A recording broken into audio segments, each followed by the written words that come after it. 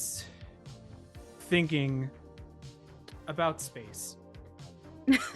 As you do. And Shocking. the exhaustive expanse about that it encompasses. And how there is so much space between each individual planet, and how we actually don't know how much of every single planet is inhabited out of the millions and billions of other rocks that are just flying throughout or rotating throughout the various stars.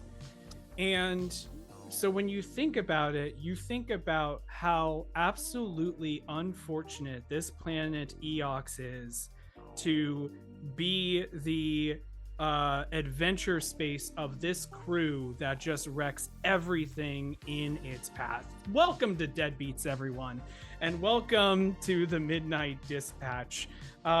Here we are with our Deadbeats crew. I'm Smoggles. I'm the game master for this particular game, but it is not the only thing that happens here on the Midnight Dispatch. We also have Smoggle Screams on Saturday. I'm currently playing Silent Hill F. It's a chat.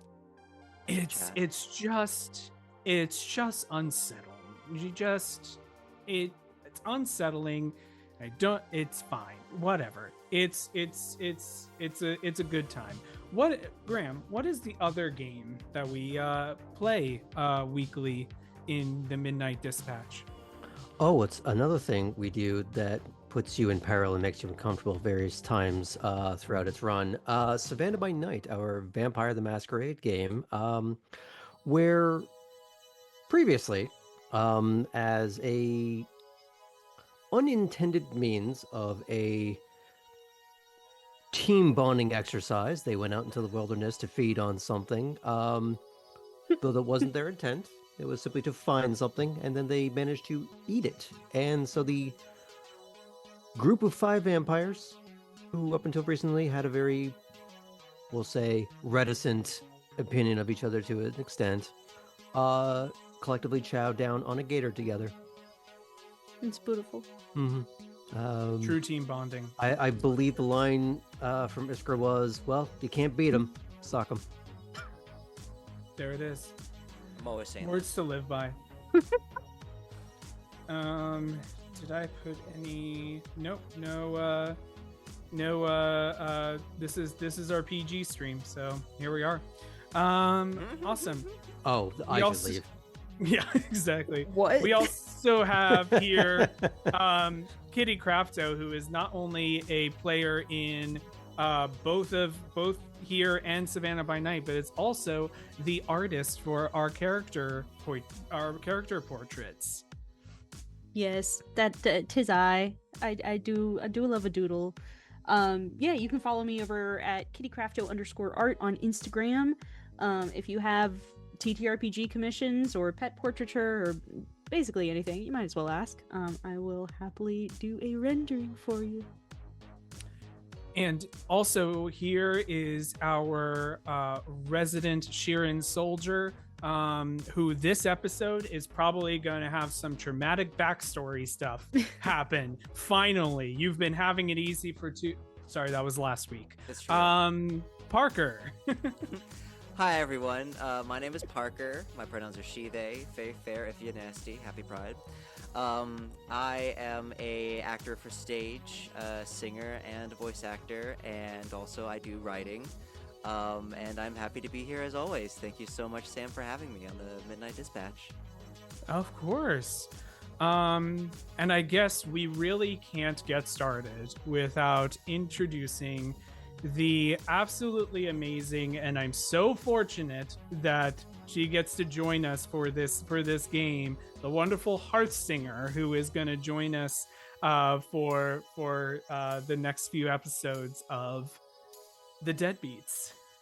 Hi, I'm so happy to be here for real. I have gotten to play with almost everyone at this table in the past, except for Graham, who I'm sure will be a delight. We'll find out. Oh, I'm sorry. I didn't warn you. I should say, no, I'm very excited to be here. I love me some Starfinder, and this is only my second. I don't know why I'm like ADHD. Where's my volume? I need to be heard, and I need to be heard. Sorry, this is only my second time getting to play the new edition, so I'm super excited about that. And yeah, you can find me talking about TTRPG and other gamer or Ren Fair nonsense online at either at Hearthsinger on Instagram or at Ann Richmond on the. I mean, screw it. It's Twitter, guys. It was Twitter before. It will be Twitter thereafter, and you'll find me at Ann Richmond most places. So pick a social platform and find me. Find you. It is turned from just a casual find. Now it's a scavenger hunt. Yeah. Your first clue is it's me. It's me. It's me. me. Speaking of it's me, the Midnight Dispatch is also me. That didn't work. We have a YouTube, we have a Discord. Please feel free to join us for both VODs of our streams and also for a cool community that hangs out at a radio station. It's all good. But it sounds like it's time for us to recap the last time on the Deadbeats. A reunion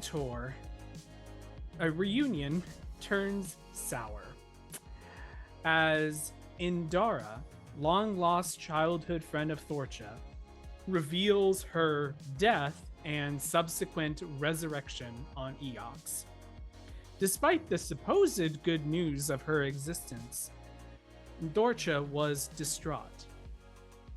The crew had an opportunity to recharge their suits and were given directions to a possible safe haven further in the direction of the halls of the living. Thorcha confronts Indara to find out what she knows and expresses her devastation knowing that Indara won't meet Thorcha in the afterlife, assuming she stays undead eternally. Indara was also unaware that until this day, she was unaware that her childhood best friend was the one that delivered the killing blow. Thorcha didn't know it was Indara, but it was a cruel twist of fate. As two friends split to separate sides of the law, one might even think bloodshed was inevitable. As the heartbroken soldier is comforted by her found family, the Deadbeats arrive at a manor where the air is breathable because of magic for living creatures.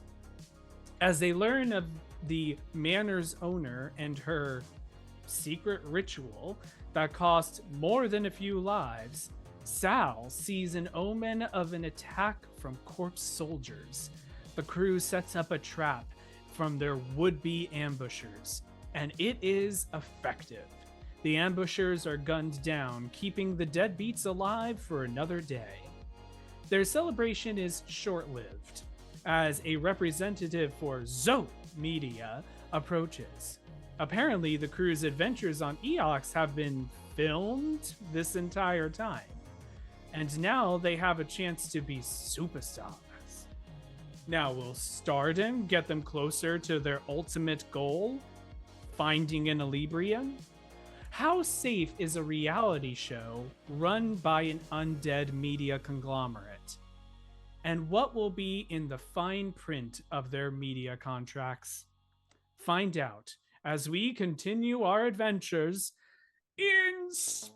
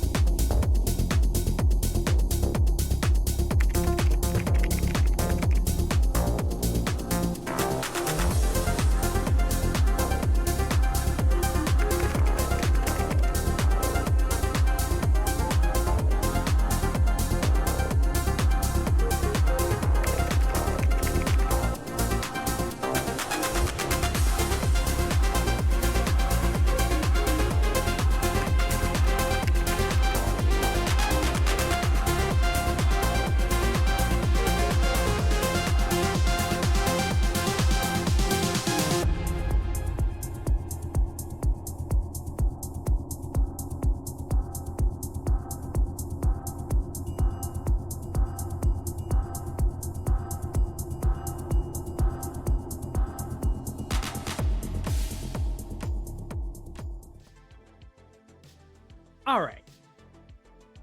So I'm living on this assumption that you realize the safer thing to do, given the scenarios and options that you had available to you, was to go into the sleek black shuttle, where a blue corpse-faced executive producer invited you, because the other option was roaming an undead wasteland. But if you prefer that is not what happened, that is totally fine, and we can start rolling new characters. But otherwise, I will operate on this assumption. Great. First, Yeah. sorry. Did you decide? I just want to make sure that I have my my scatter gun that I threw to the floor last time, so I'm just gonna scoop that up. Scoop You that can shit do up real quick. I'll make a point of that, so no DM shenanigans pop up later. Yeah, I was gonna say I also pick up my broken Tron frisbee before we go off with the strange lady. Anybody want to The Thor- pick up their broken Patra too? Oh gosh, yeah. I mean, yes, obviously, yes. I have to pick up Big Cat, of course. Okay, well, Yeah. I suppose you just want to ruin all of my fun. Y'all can do that. Yeah, well. Okay. So this is the shuttle that you got from Mr. Eternal to go to where you were was pretty nice. But this is like a hover limo that you've seen in spy movies and all that stuff. It feels like the producer sits down and she like presses a button and like a cocktail glass comes up and fills with like mysterious green liquid, and that you assume is imbibable.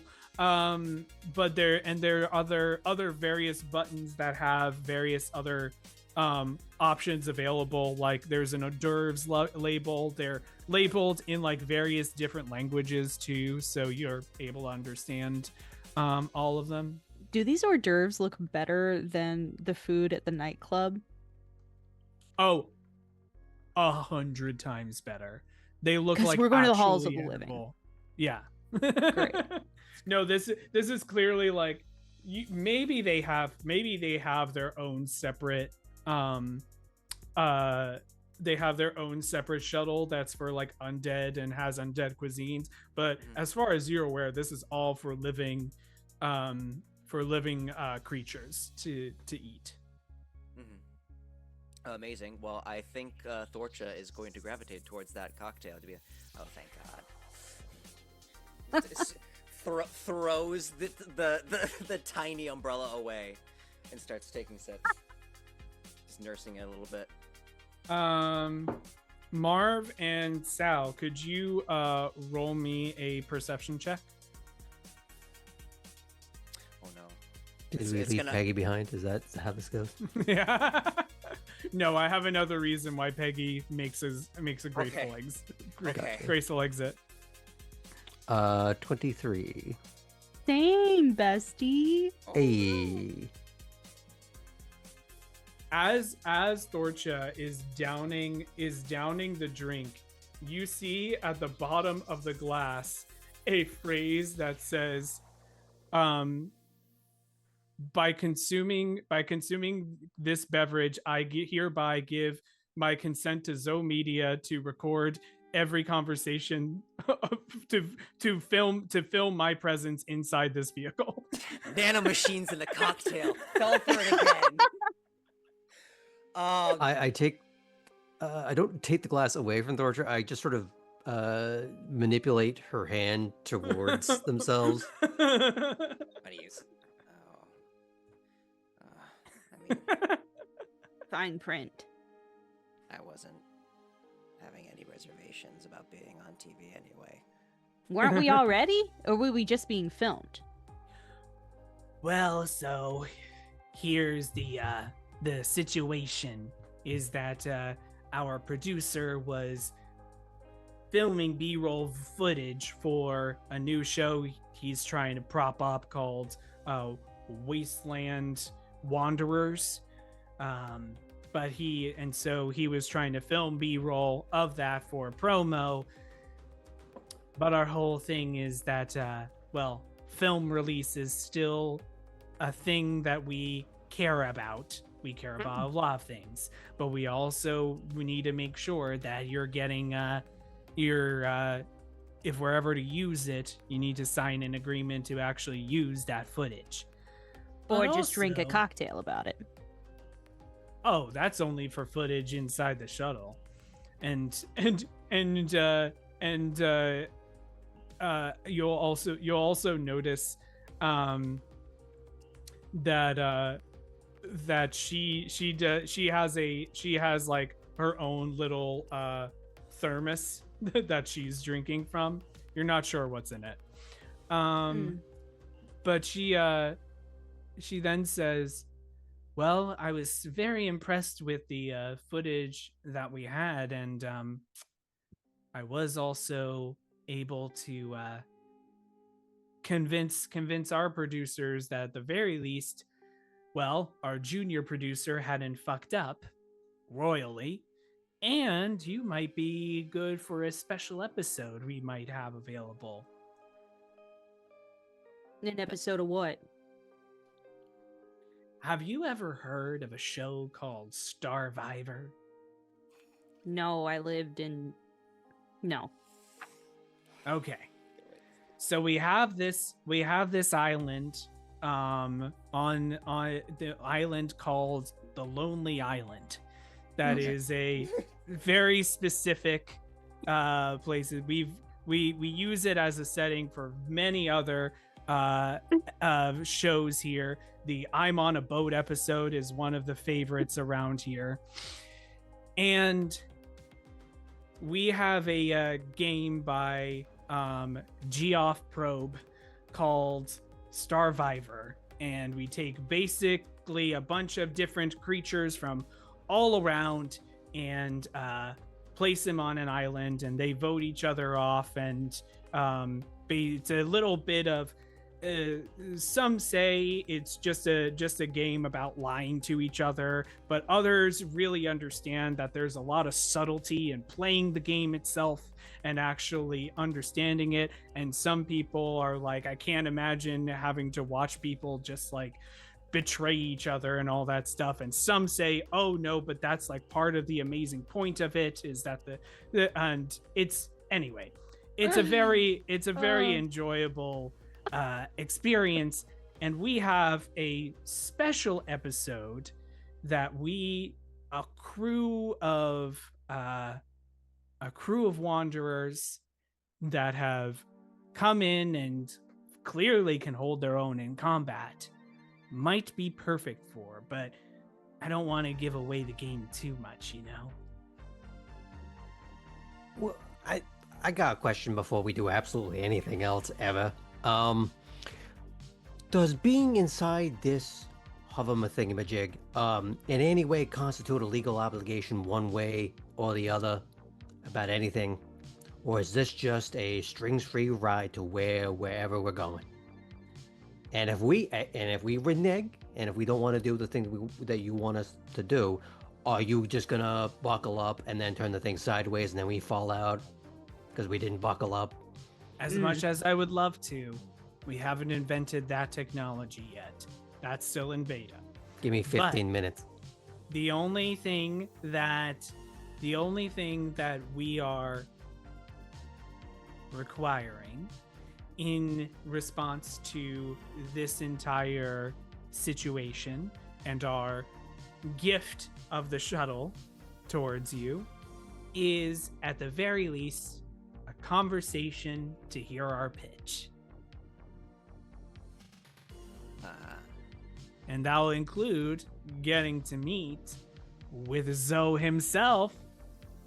Oh, this guy? And Sal pulls out like the figure from his pocket, the little action figure. Exactly. Are there two of him? And Sal kind of like leans down on the cup holder, just kind of faintly. Do you I know. you mind if I just bandage my boo-boos? Oh, don't worry. We're gonna make sure that we have a top-notch health facility, and we'll be able to get you all patched up and rusted up. Obviously, you want to start looking your best for Zoe. Obviously. Right. Well, I assume there's a matter of compensation involved. Well, of course there is. Well, thank goodness. And I'm so glad we brought our lawyer here to negotiate that. Looking at Marv. In his ripped up spacesuit, he kind of just does the like. All right, so here's the thing. yes, and. Ipso facto, what the fuck's going on exactly? Nice.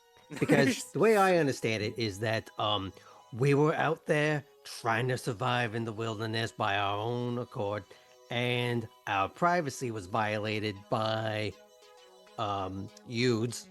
Our junior now- producer. Whichever you feel helps identify you or anyone else, maybe partially in your employ or otherwise. Legally, But, it does. Well, we'll see about that in court. But anywho, the problem I now have is that it feels as if though you are pressuring us towards a certain non-decision that best benefits you, and we've yet to hear how this benefits us. Well, that's why all we ask for is a meeting. Uh-huh. Well, we do have a few minutes in this here fancy ride you got. So what is the, well, not elevator pitch, but the limo pitch? I feel like I just brought it up to you. An episode of Starvivor. We need someone of your unique skills. And there will be compensation for your actions. Uh-huh. Define compensation. Like credits or like donuts? If you would prefer donuts over credits, then I'm happy to provide that option instead. No. Sal like puts a paw on Marv. Let's not rule No, anything no. out, okay? Marv, credits can be used to purchase goods and services, which means donuts. Little fucking Simpsons quote at me. Thank you.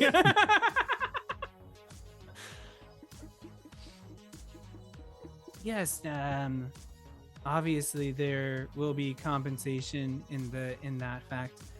I would think that someone who is wandering the undead wastes of Eox, especially as a living being, especially as someone who apparently can't stop finding trouble, would be grateful for this opportunity.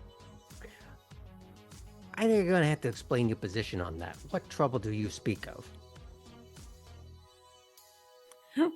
A projection comes on Oh of you all fighting for your lives against the corpse fleet soldiers.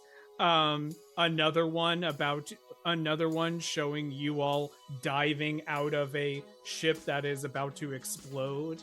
Another of you kind of like struggling through the wastes itself, and then another of like Thorcha arguing with a blurred image, and just sobbing, and and you all comforting her. So the way I understand it is that all these troubles began the second we stepped foot on your media empire, rather than something happened by our own action or reaction. You did not step into our own media empire. We do not own that shelf. Trust me, we like having way more control over the content. That all happened today, didn't it? What a wacky day. It's Another been a shit. very wacky day. And now we get to meet this guy. Oh, I actually pulled the right card. That's crazy. The Wound Man. Ooh. Wound Man, Wound right? Man. And his May I? TV conglomerate. May I see that? Only if you give it back. I will. And you see a familiar gloved hand, Sal, grab on to the tarot card.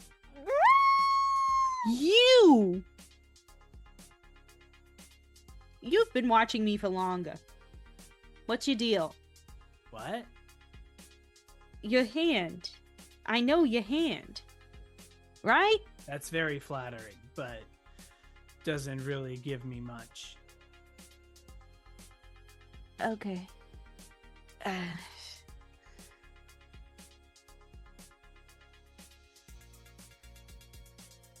Huh. Double take. It's You been a are long pretty. day.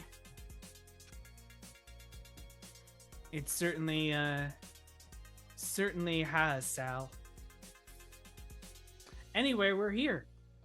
And the shuttle lands on a well, you don't really see what the outside looks like. But what you do immediately understand is the kind of rush to get you out of this not really breathable atmosphere and into an underground bunker.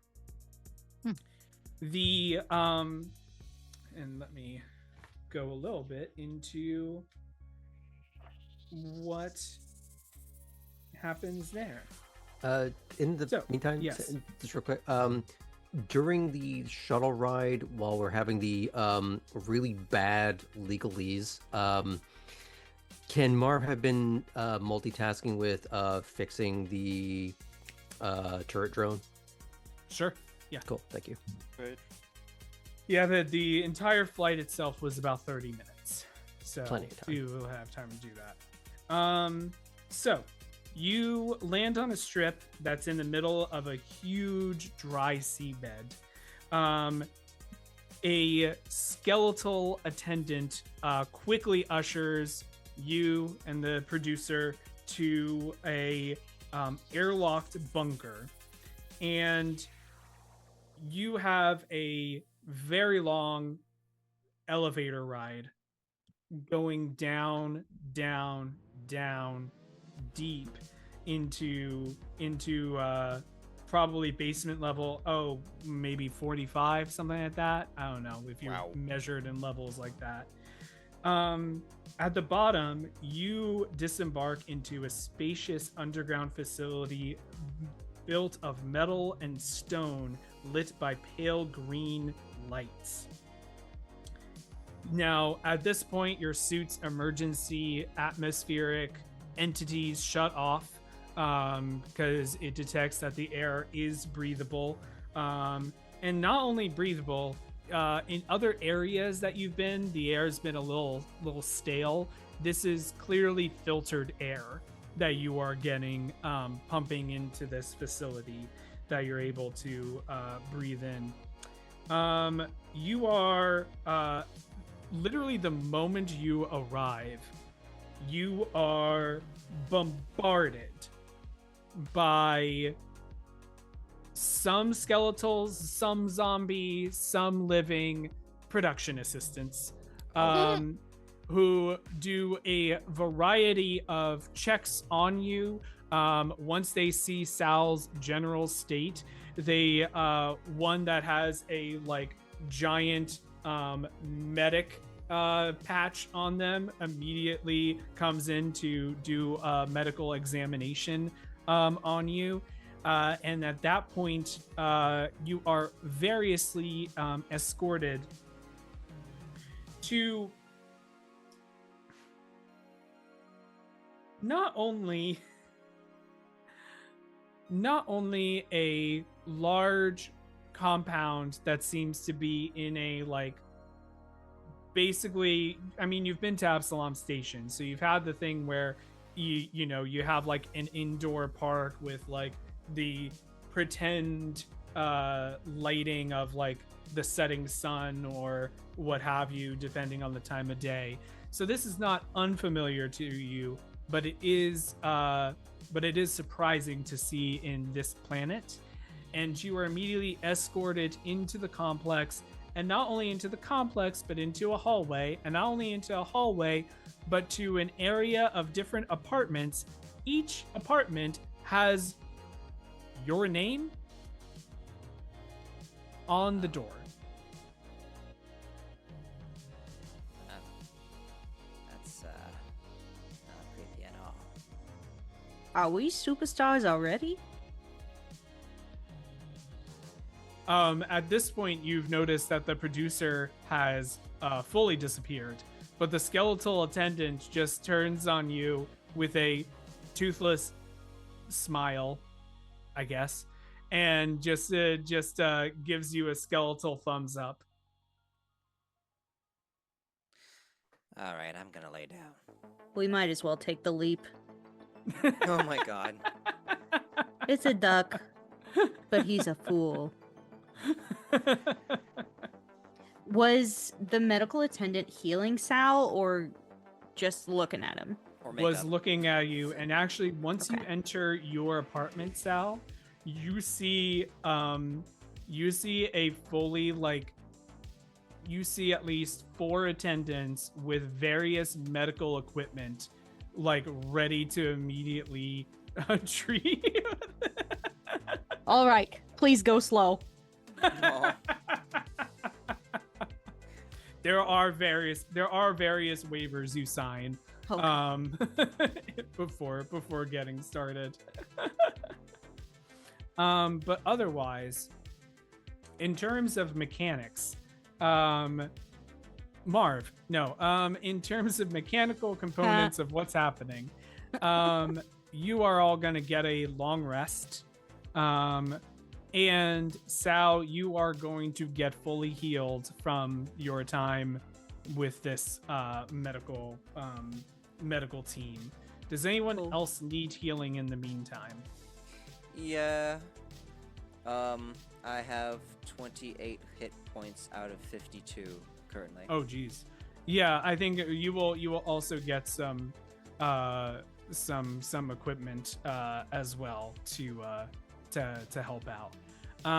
Okay, so that's how you end up kind of being ushered into the halls of the living. You do have kind of the evening to either prepare yourselves for whatever lies ahead, or even to try to, I mean, there doesn't seem to be anyone that's going that's monitoring you. Once you're healed, they kind of leave you alone with your various bandages. And there is a phone, kind of like a hotel. It looks very weird. It has a big old dial attached to it. But otherwise, it looks like you're relatively free to do what you will. So I guess I will start with Marv. Is there anything specific you do in the meantime? Well, my first question is, how fresh was the paint on our names on the door? Has this just been stenciled on 5 seconds before we walk down the hallway? I would say, how are you testing this? Just looking at it, or doing a touch test? I'll lick the thing if I have to. I Great. feel like, if anything, he I would knows say- when there's fresh paint on the wall just because of what he does. Yeah, I would say you would be able to test this, and you'd be like, okay, this wasn't done in the 30 minutes of the shuttle ride here, but this was definitely, it's drier than you'd expect, but it definitely was done at least a few hours ago. Disconcerting. Is there anything interesting in this sort of, I don't know what you call this, green room trailer-esque kind of setup? I would say Like a preset on the rider? What are we looking at in the room? yeah, I would say that go ahead and roll me perception. Okay. Nat 20 for a 29. Amazing. Um, That is the the highest I will thing- roll ever. Yeah, I'm so excited. The thing I will have you notice is that so the difference between here and the Pact Port is stark. Whereas the Pact Port really was trying to make like everything undead themed for like living tourists. This is clearly someone who is attempting to accommodate to a living organism as much as humanly possible. So there's like air filtration, there's a dial you can use to like adjust to like your specific species needs of air, because even various species have like slight differentials which wouldn't even matter in most planets, but it does provide like kind of the optimal comfort. And there's actually a lot that can just be customized to your liking. There, like you go through the touchpad, it seems to affect like everything from color of the lights to temperature of the room. The other thing you very specifically notice is there is a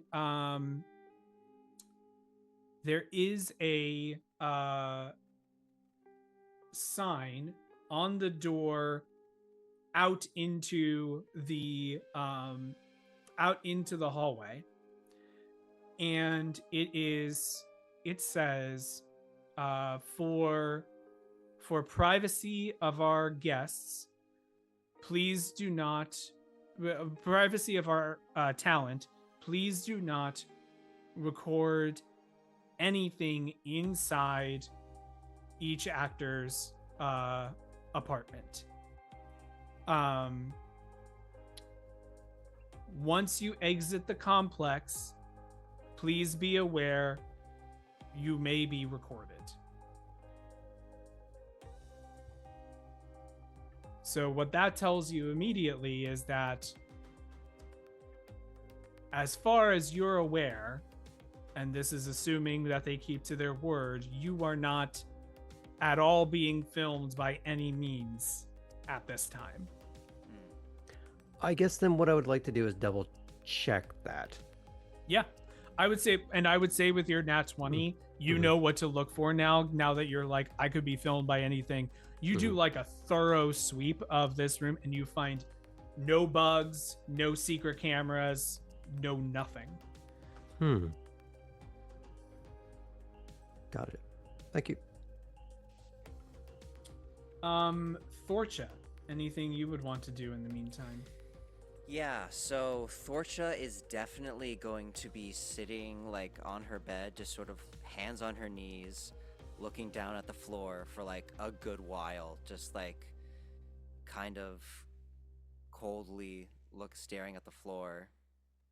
She gets up and she starts doing the one thing that she knows is going to occupy her mind, and that's to stretch and shadow box and stay active. She's going to I don't know if Sheeran can sweat, but she is going to try to work up one at least. I mean, she's still thinking of Indara, even as she's doing push-ups, even as she's throwing punches. She just needs to do something, and I think nothing else is really going through her mind other than that.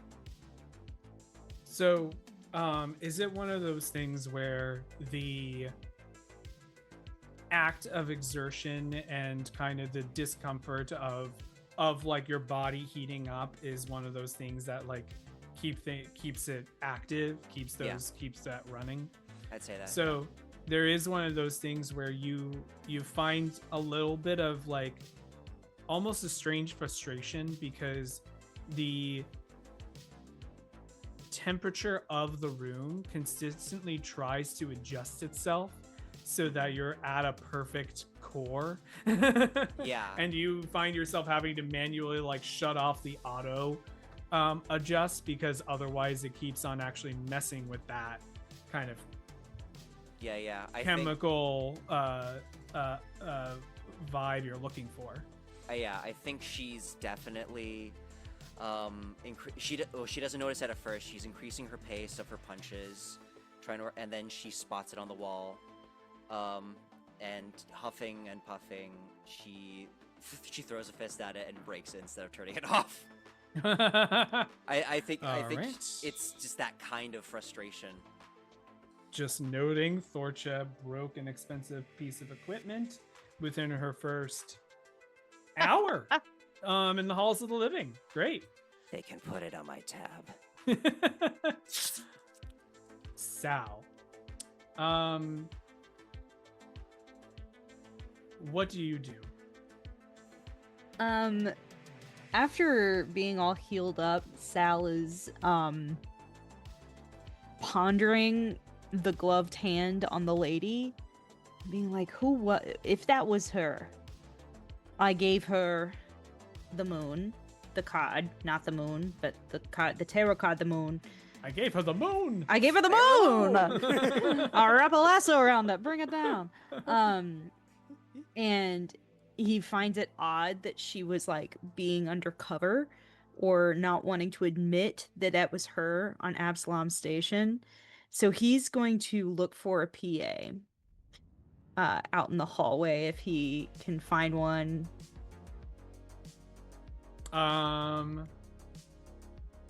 Sure. One happens to be walking around. They're holding a box of something. You're not sure what it is. Excuse me. I'm so sorry. I got a message. If when you're done with your current task, for Miss Kavir. Would you mind just saying that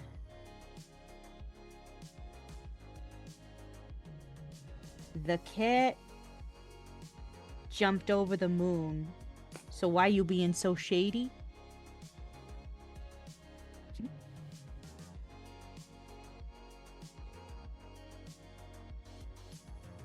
And the PA looks over and sees the sign on the sign of your name on the door and goes, Yeah. Thank you. And runs off. Maybe try to unionize. And turns the corner.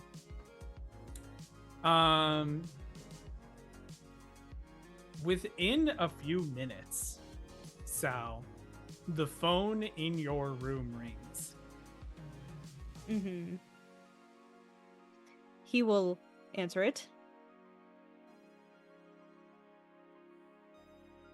You're the reader from before. Yes, that's what I'm saying. How long Did you have not you been know? on Eox? A few days.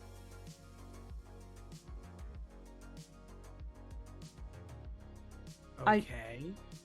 Sorry, I apologize for the weird cryptic message. I didn't know if you were trying to be undercover. You're not shitting me right now, right? I'm not. No. Yeah, I gave you the moon card. I remember that. Because I got my fortune. I got that card pulled last week. Yeah, that was me. That was on Absalom, right? That was here. What do you mean it was here? It was like in the park. Miss Kavir, I have to tell you something. Are you a lying piece of shit? Is that what you're about to tell me? No, it's not that. I wish. I'm really not that good at lying. To be honest, I have this thing where I sometimes am in a place and then I'm sometimes not in a place moments later. I poof and go somewhere else. So I am now questioning my sanity because I may have jumped time space to Eox. But you know, it's a pleasure. This is, I mean, what a coincidence, you know. Well, that might have worked for all of us then, because being honest, part of the reason why I took the footage is because reminded me of that tarot reader I had earlier. Well, if I recall correctly, I told you to fake it till you make it. And I guess you're making something. Like to think so. Anyway. Well,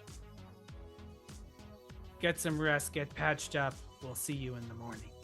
yeah, absolutely. It was great talking to you. Again, sorry And for the weird intro. And let me know if that seems like, I don't know, I'm just thinking it's one of those things where if we just have film crews everywhere with the possibility that you can stop, that you can just show Maybe up there, sleep on that one. Moon Oh, Cock. sorry, I didn't realize I was still on. Yes, good night. Good night. Yeah, good talking to you, Miss Kavir. And the Okay. phone hangs up. Sal feels weird and looks at his tarot deck. He goes, Auntie, if you could see me now, you'd never believe what I can do. Aw. Hell, I don't believe what I can do. All right. And with that, you spend a maybe bit of a restless night in the halls of the living.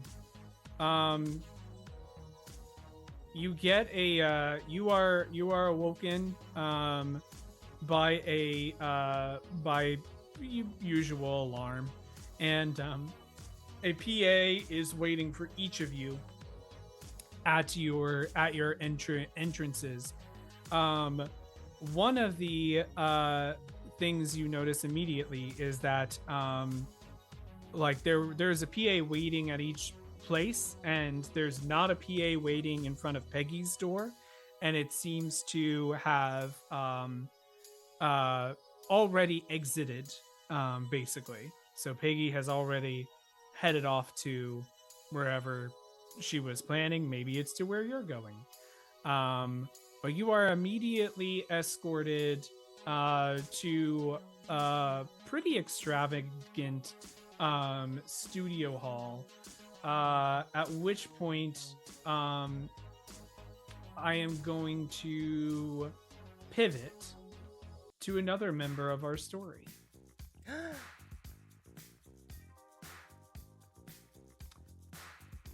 Parvati. That's me. You are waiting in Zoe's office. So I am. You have been told that they have a special plan for this finale episode. And you know the basic ideas on how they want to end it. But not exactly sure. Basically what you were told yesterday was they kind of want to do a chemistry read on potential crew that could really up the stakes and up the drama of this finale episode. So you're waiting there for this crew to show up. Eventually, a Shirin, a human, and a Patra are escorted in by various skeletal servants. And what do they see, Heartsinger? You see a Bruneri, an otter folk for the uninitiative. The uninitiative. What is that? The uninitiated. And she's got she's very looks like she does yoga a lot type of fit. Solid core strength, does Pilates, I'm sure. But you see, she's got silver fur, and there are also markings kind of like over the top of her head and down her spine that are like bioluminescent in the silver fur, so like a light blue color. So when she like turns her neck or like her tail sort of lashes out, you sort of catch it as it happens. And as you enter the room, you see her whiskers sort of twitch, and almost there's like a scent in the air of like ozone or something. And she is just like stares at you, trying to get a sense of you. Her dress is very much like casual, but she makes it look good.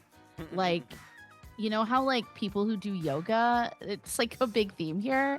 They really look confident because they're so in their bodies that they can make like a sweatsuit look high fashion walking down the streets of New York. And that's kind of like the vibe that you get from her. She's got like a black hoodie with various patches, and you see various seasons of Starvivor represented, so it's clear she's played the game many times. And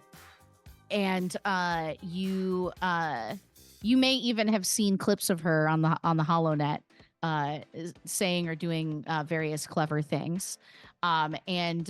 She sort of like blinks. You see these big, bright, sort of like cyan, glowy eyes.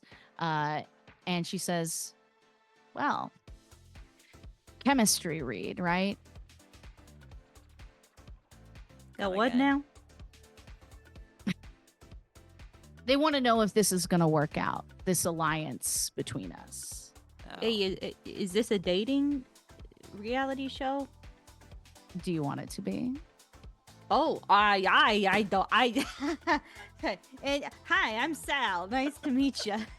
Hi, Sal. And she like extends her paw and gives you a little bit of a squeeze. And she says, so you all done this before, or is this your first program? First time on TV, yeah. I'm Thorcha. I'm probably the biggest loser of all these people. That was a rough show. Yeah, it was a bad idea. Yeah. Not to finish. Yeah, not a fan. Yeah. Maybe don't remind me. Pleasure. Nice to meet you, Thorcha. And how about you? Hi, I'm Marv. I'm having multiple opinions about what's going on. So why don't you tell me what the kind of thing that you run into here? Because I don't watch a lot of TV. Well, I lied lyingly. Do you watch TV?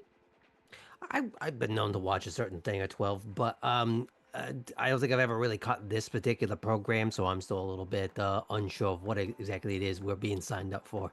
Oh, Marv, I'm so hurt. You've never seen the show before. That's sad. Well, it just means that you personally get to introduce us to it. You get to shape the tone. Oh, and I'm happy to be your tour guide, Marv. I really am. So here's the deal. This show is pretty cutthroat. It's focuses on. I take a step back. No, not you. We're in an alliance. I would never cut the throat of an alliance member, Marv. You lying to me? I don't know. No, I think it's alliance, not lying. You're so clever, Sal. Amazing. So, it's really cutthroat at the end of the day, because the people that we're up against, they're going to want you to flip. They're going to want you to join their alliance, to be friends with them. And I need friends. And that's where you all come in, because this is a numbers game. We vote somebody out at the end of every episode. And the key really is that at the end, the people you vote out are the people that are going to choose whether or not you are the sole Starvivor at that final council. So, yeah, that's kind of how it goes. I guess, are any of you good at negotiations? It depends on the type, I guess, right? I'm good at scaring people. I'm All good right. at scaring people. You're good at scaring people. Okay. Well, sometimes, I mean, creating a sense of fear is helpful in getting them to agree to your plan. But people genuinely want to be chosen a lot of the time. You know what I mean, Dorcha? Don't we all? Do I get a sense? What sense am I getting of how they're receiving me? Go ahead and roll a perception for All right. sense motive. I'll give you for will. free. Have a suspicion. Just, I am using your names a lot to establish a friendly rapport. Yeah,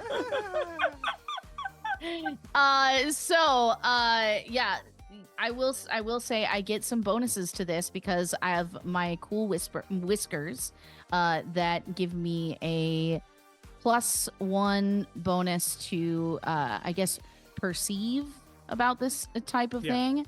And then I also have wise to the game. So if anyone is trying to conceal their thoughts about me from me, I can perceive them.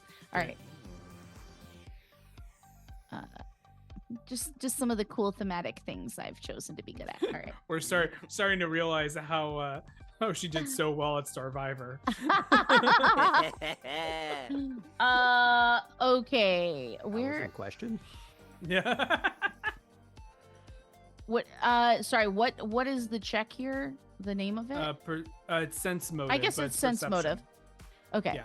Oh yeah, okay, great. So perception. Everything's in alphabetical order. It really is, and it always is. But why? It's perception. Oh, I it's think somewhere else. Perception is at the top. Yep, I got it. I got it. Yeah. All right. So altogether that's 18. Okay. I rolled a 12. I mean, obviously Marv gave you a little bit for free, but this is if anyone has hidden motivations, you're not getting them. Mhm. This feels like one of those things. Like, did someone just like, did someone literally just like pull them off the street? Like, Yeah. they don't have no idea what's going on. You haven't seen them in any shows before. They don't know your show, which is kind of wild. Yeah. But yeah, these feel like people they just kind of like pulled from anywhere, which is kind of impossible given the fact that like it's the halls of the living. Like most people you've seen at least once. Yeah, but they are not hiding anything, but they certainly don't know what's going on. Yeah, and so she kind of like looks between the lot of you and she says, so not everyone has the chops to be on one of these shows, and that's not a judgment. It's just I'm a little confused about like everybody has a reason, a reason edited into the show or not that they do these things. Oh, my dad's dying of space cancer and I really want to make his final years just like amazing, or like, oh, I'm in student debt on Absalom Station. I can't like own property, so I would like buy myself a house. Like, what are your reasons for doing this? Because let me tell you, I've done a couple of these, and she like looks around for like cameras. She's like, it's rough. Now, when you say cutthroat and you've done a couple of these, how many throats have you slit, and how much of that is a metaphor? Oh, well, it's cutthroat in the challenges because they can sometimes be violent.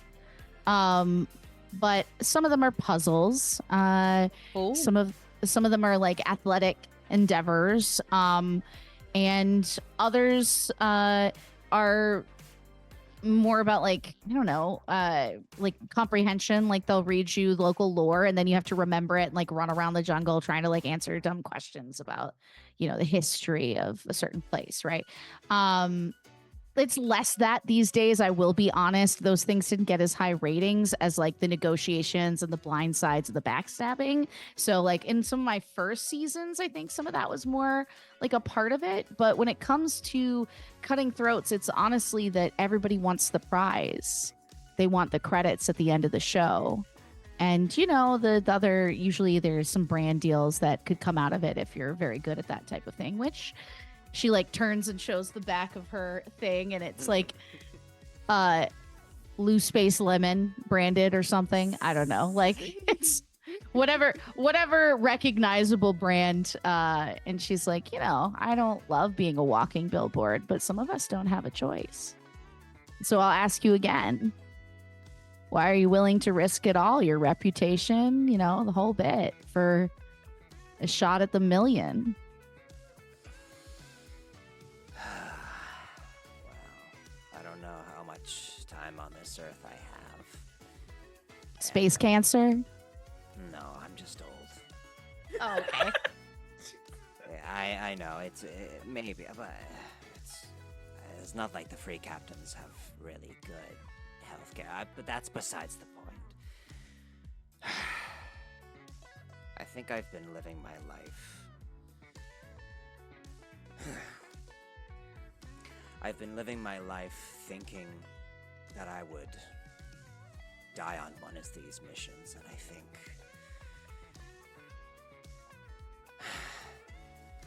think I need a new lease on life with the years I have left. Besides, there's someone I'm looking for now. And if there's one thing I do as a bounty hunter is that I always find my quarry. Oh my God, I wish they had been filming that. That would have been such a good talking head. You're a really good narrator, Thorcha. Oh, well, I wouldn't say that. I'm just a silly old woman. No, don't. I mean, they will edit you that way. I guarantee it. But just because like they do that with people who are aged. But what I want you to do is to fucking embrace that spark, baby.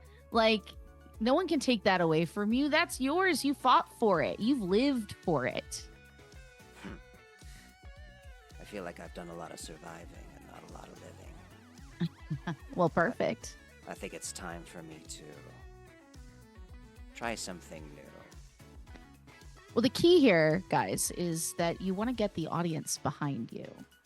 Because even if you lose a season of Starvivor, you can still come out as a winner if, on the HoloNet people are talking about you in a positive way.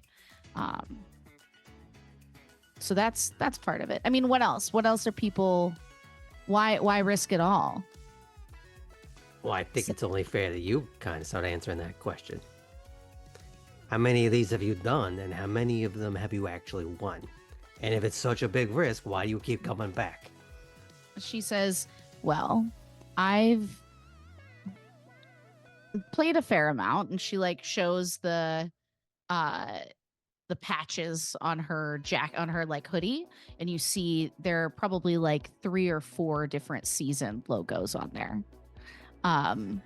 And she says,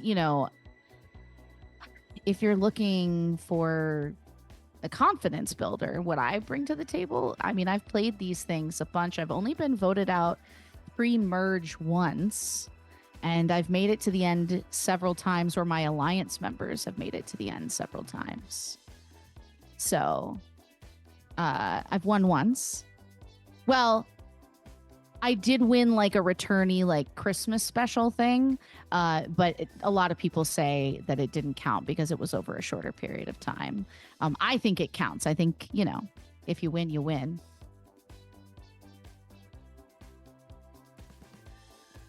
At that point,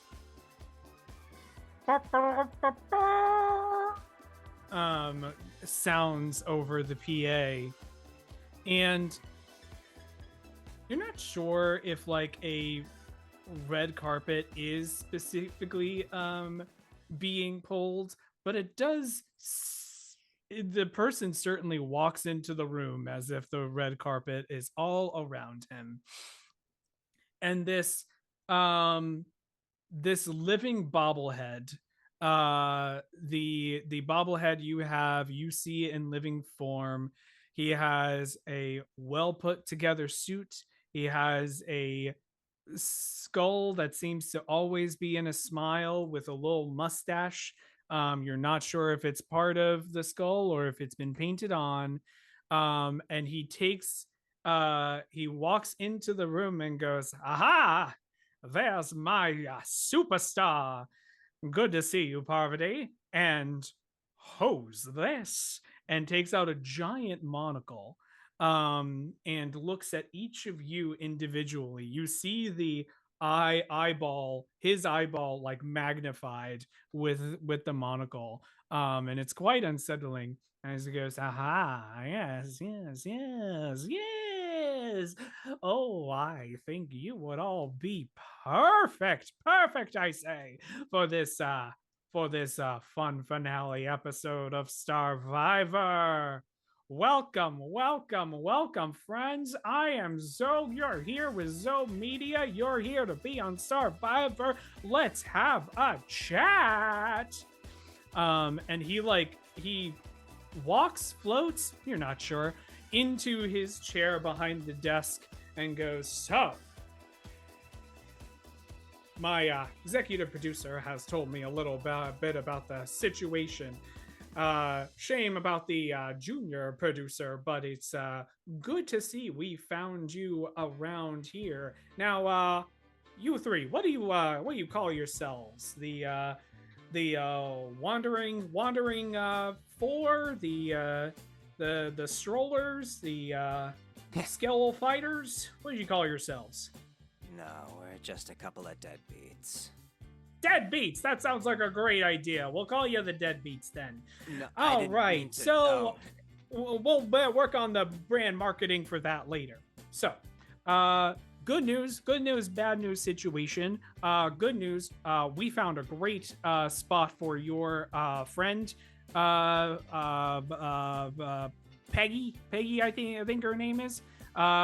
She found a great spot. Bad news is because she thought that our hospital show, EOX Resuscitate, was incredibly medically inaccurate. So she's been hired on as a consultant for medical accuracy for the show itself. So she basically hired herself because she couldn't let what was being put on TV have that much misinformation about medical diagnoses. So here we are. But what that means for you three, I assume our wonderful champion Parvati has told you a little bit about Starvivor and the things itself. Well, have I got news for you? Here at Starvivor, well, I need to not to tell you too much about the showmances that go on Survivor. Am I right, Parvati? It's steamy. Oh, she didn't tell you? Oh, well, why didn't you start with it, Parvati? Well, because there's more to the game than that, so. Well, let me tell you about the hot and steamy things that go around here on Starvivor. And I'm not just talking about the betrayals. What happened was this, our friend here, Parvati, and our wonderful resident here, Noelle, have started to become, in what was it, season 6, season 7? Season 6. Ended up growing a little closer to each other. And we knew we were seeing the spark of a romance there. And as a result, we've been finding reasons for them to get paired up in multiple ways and multiple avenues. Well, for the finale for this season, we're going to do something a little extra special. It's going to be a whole romance episode, and it's going to involve Parvati and Noelle getting rescued off the lonely island. Who's going to rescue them? Well, of course, they've been sending SOS signals throughout to rescue them. Now that they're champions, they can't seem to get off the island. Who would leave them stranded like this? Well, just so happens that a crew of deadbeats has landed in their chopper, finding them, and you are going to bring them through the jungle. You're going to escort them to the chopper and get them onto the chopper and safely away from the lonely island, at which point we'll have our grand finale. Yeah, see? Yes. Grand finale. Is Noelle still like working here? I thought she was like donezo. Not done, comma zo. Well, she's on contract, so I would say very much so she works here. Oh, okay. I'm sorry.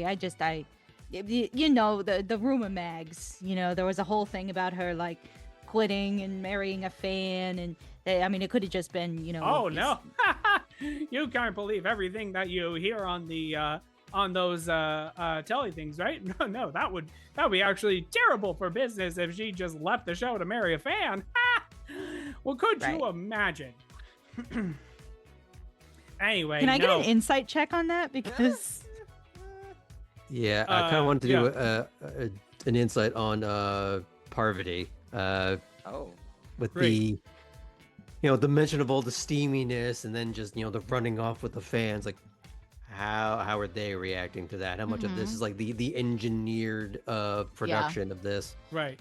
So I would say these are two separate roles then, because Marv, you're doing perception on Parvati, and Sal, you're doing perception on Zoe. and this is just perception. This is perception because you're sensing the motive. All right. Would we consider this an opposed role for, any reason? So I would say because you're not specifically saying anything, there's no reason for you to have to. I would say the DC is going to be pretty high for Marv because there's not really much to Does a glean. 28 meet your threshold? Holy shit. Maybe I Welcome should. to Starfinder, where the numbers are big. DCs Holy motherfucker. Like, It's not a 30. Damn. I can do one thing, okay? You got one thing, baby. I am Sigourney Weaver in Galaxy Quest. I got one thing.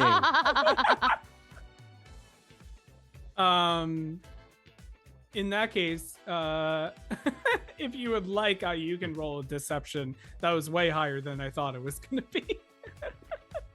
Sal, what'd you get? 25.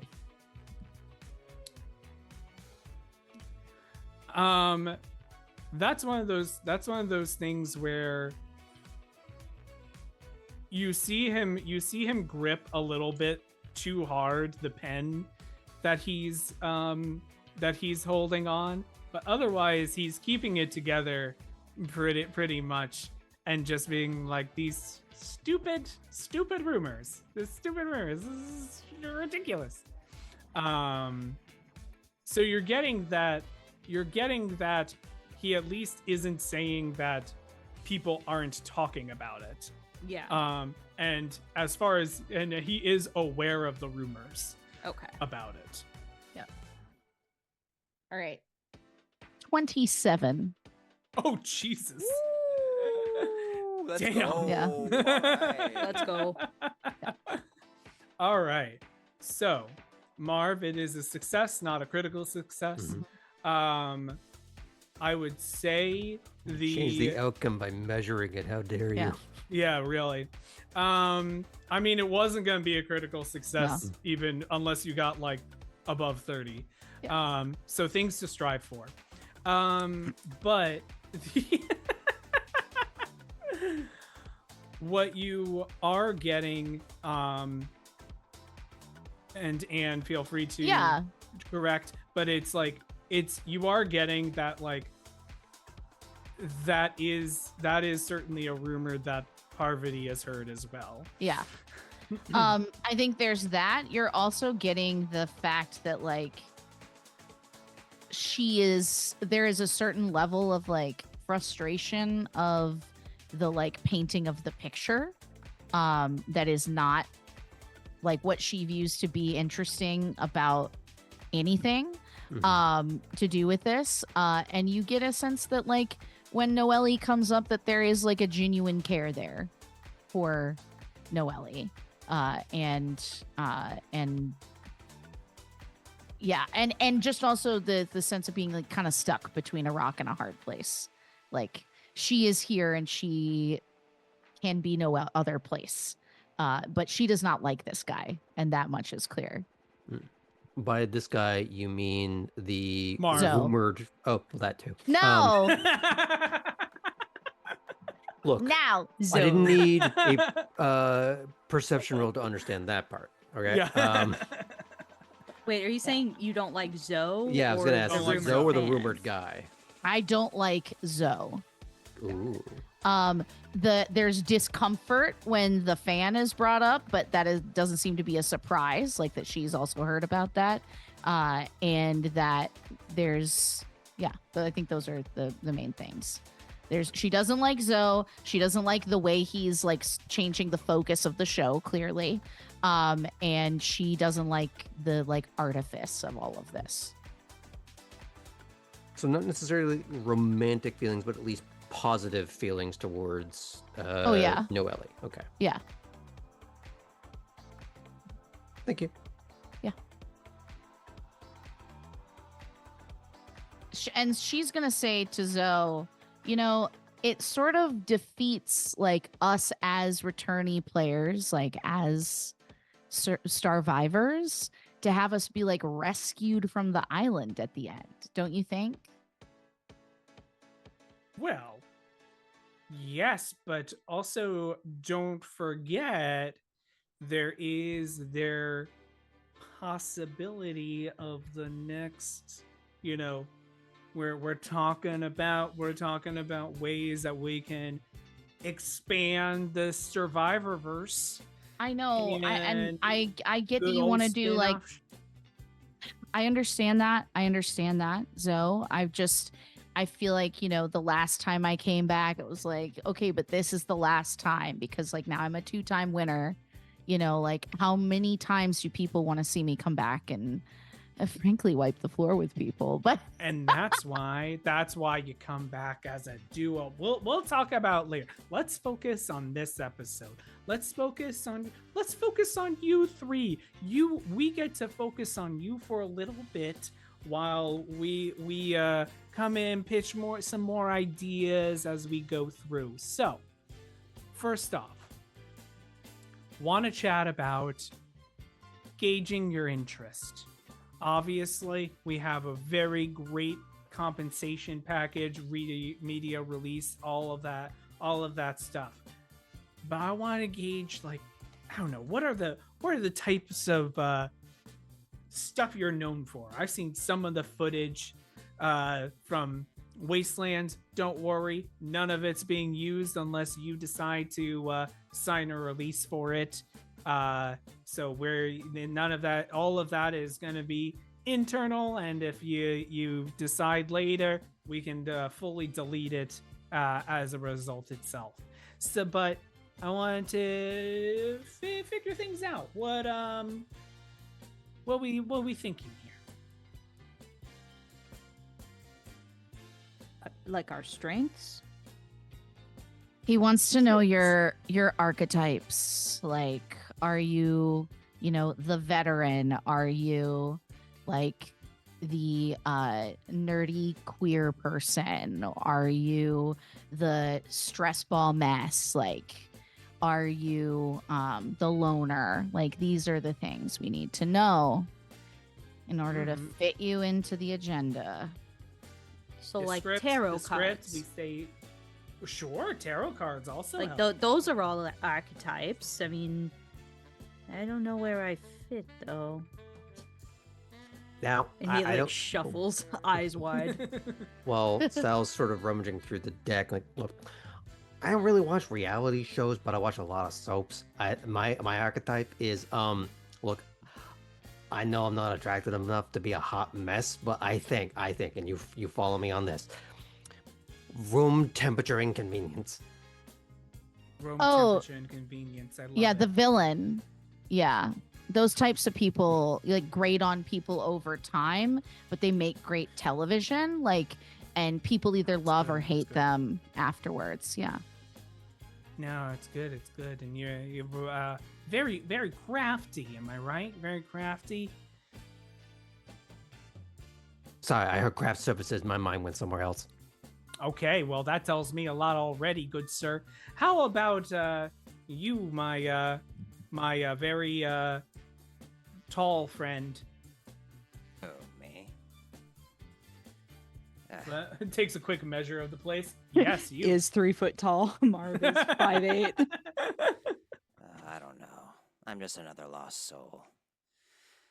I've been on the battlefield for so long that I'm wondering if there's another life for me out there.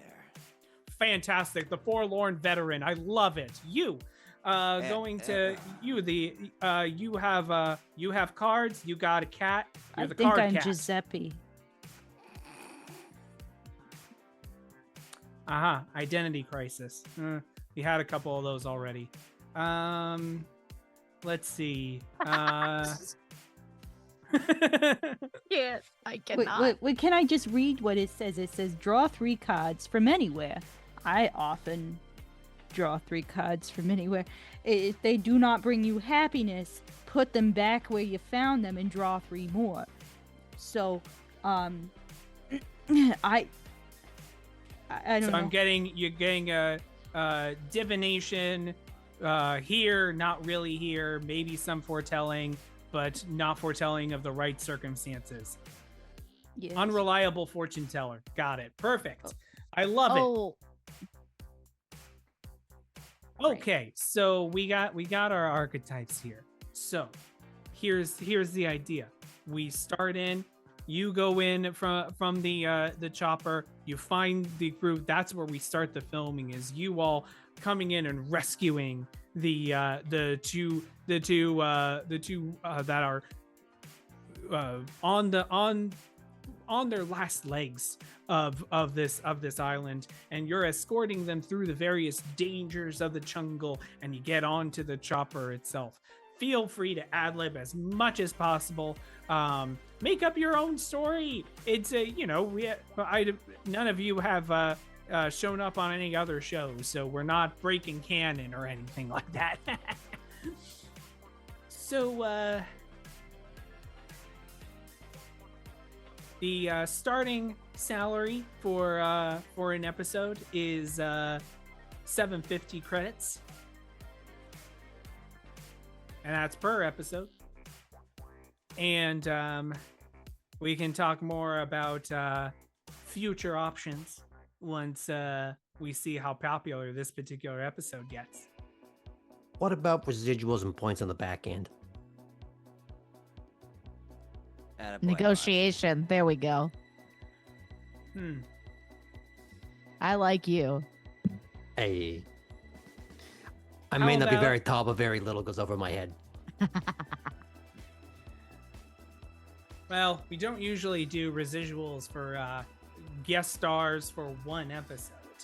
If you committed to a few more episodes, then maybe we can talk about residuals. Yeah, but here's the thing. Maybe you're starting a brand and you can get in on the ground floor now before it takes off.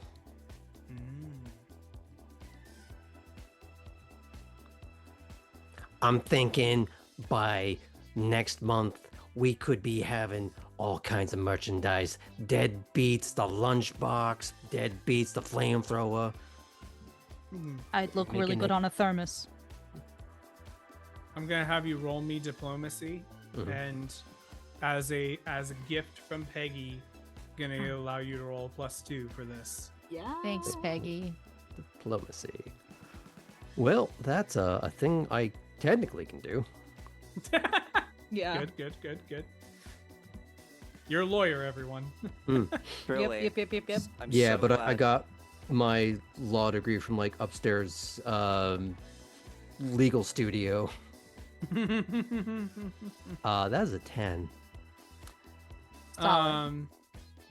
He looks at and he goes, that would be true. If we Sorry, hadn't, it's a 12. Sorry, I just want to make oh sure well, that's thank correct. you. Oh, With that, Thank with, you. with That Peggy's changes help. everything.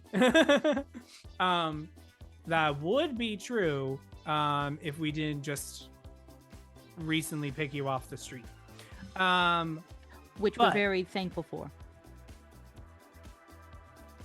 Of course.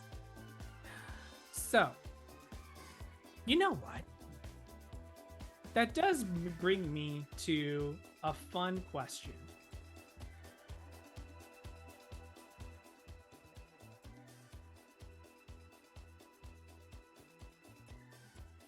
Living to undead, undead to living. Why are you here? Well, this swanky hovercar brought us here. No. I don't mean why you're here. Oh, I know the wonderful shuttle ride you got to get here. I mean, why are you here on Eox? Obvious. To meet the famous Noelle, of course. I mean, Yeah, we're big fans. Who isn't? right. I'm gonna have y'all roll me deception. Let's go! I was hoping. Let's go. La la la la. What's the deception like? +1. Okay, let's go. Yeah, I can't wait. Good. I don't know why Thorcha always insists on telling Lying. lying and like cracking jokes and like If it makes you feel any better, Parker, Yeah. my character in Savannah by Night has a very high intimidation skill, and yet I keep on trying to lie my way out of things when I should just be threatening to punch people. So I get it. Also, Fantastic. the difference is you're trying to lie to people that you can't intimidate or punch anyways. So Exactly. Yeah. That's My intimidation is +9 and my deception is +1. I have no idea why I did this. I'm you gonna don't need to know. yeah. I'm gonna spend a hero point. Oh and my reroll. god. Listen, we get the stinkers out first. All right, here you go. Please don't fail me now, girl. Okay, that is a 16. 16. Okay. Yeah. Oh, you wanted mine as well or no? Sure. Is it higher? It is. It was a 22. Oh, amazing. Oh, that's pretty good. If that helps. Oh my god, thank you. It averages it out so that he's like,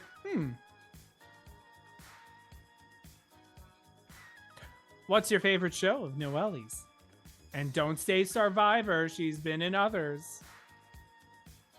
Because I Mark. just said how much I love watching soap operas, I'm going to start rattling off all her many guest appearances and one-offs Nice. as Oh, categorically as I can, as if I am a walking, talking, like Wikipedia, IMDb entry. damn. Okay, roll me society for that. Let's go. I'm very Oh my excited God, for yes! this. Now, considering I already established that as canon, is there any sort of The DC is going to be lower. Okay. I'm already Awesome. lowering the DC in my head. cool, it's a 26. Okay, well, Okay, when well, you phew, when you when you do the when you lower the DC enough, then it becomes a critical success.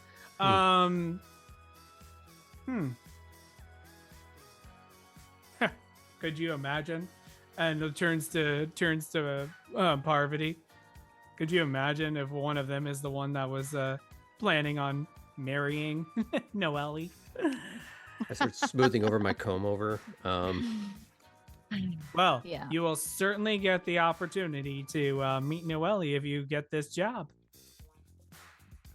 So, That's so exciting. you've got yourself a deal. Do I now? Well, you've I think won us over, right, folks? Yeah. I'm thrilled to be part of something bigger than me. Plus, we're getting paid, right? I mean, That's yeah, true. That's always. the That's good what it's all part about at the end of the day, right? I'm Well a then, I will get the paperwork all sorted and ready for you. Or well, let's be honest about roles and responsibilities. My assistant will get all the paperwork ready for you to sign and belabor over. Be sure to read through everything before you sign it, and we'll see you on set in a few hours. Be sure to get some rest. Get ready to go to the Lonely Island for Starvivor. Anyway, good to see you all. Have a wonderful rest of your day. Take it easy, Zoe.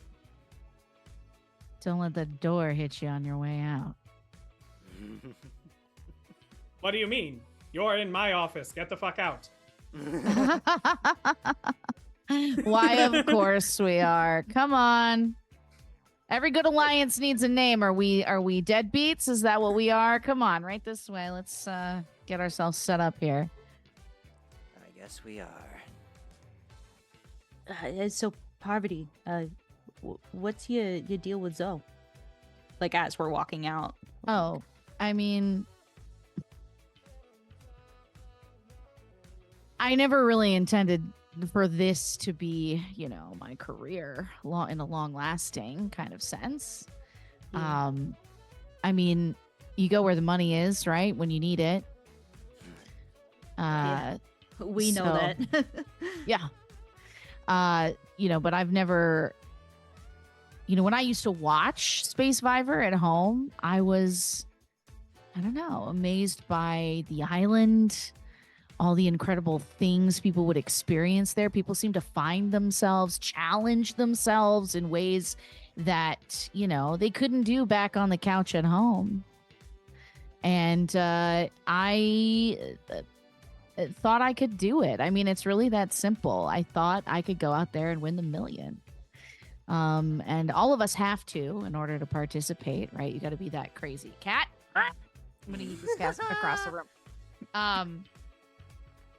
Anyways, she says, she sort of like looks wistful for a minute, and then she says, and, I've never done life the normal way, I guess.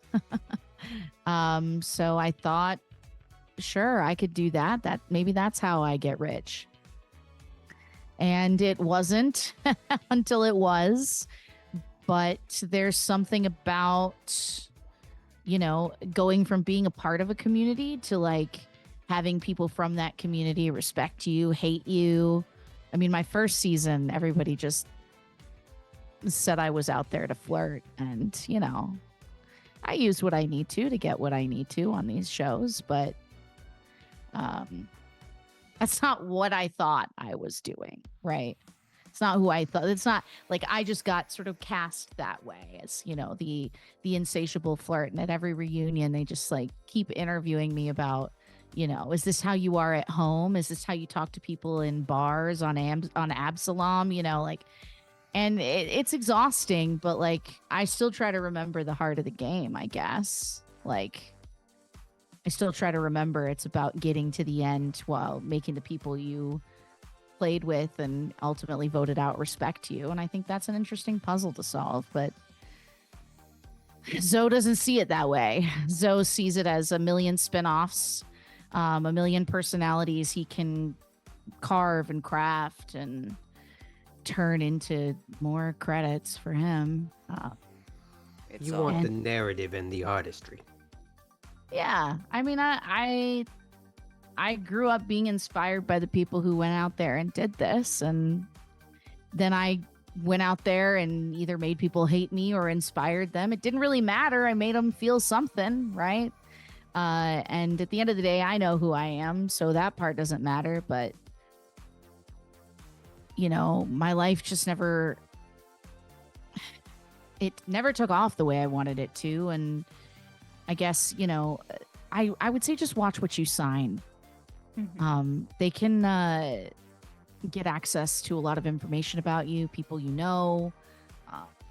surprise you with people on the show and things like that, or use things as leverage against you. Not that would happen to you if you did just an episode of the show. I'm just saying, It's not as simple as going out and living on an island for as long as you can.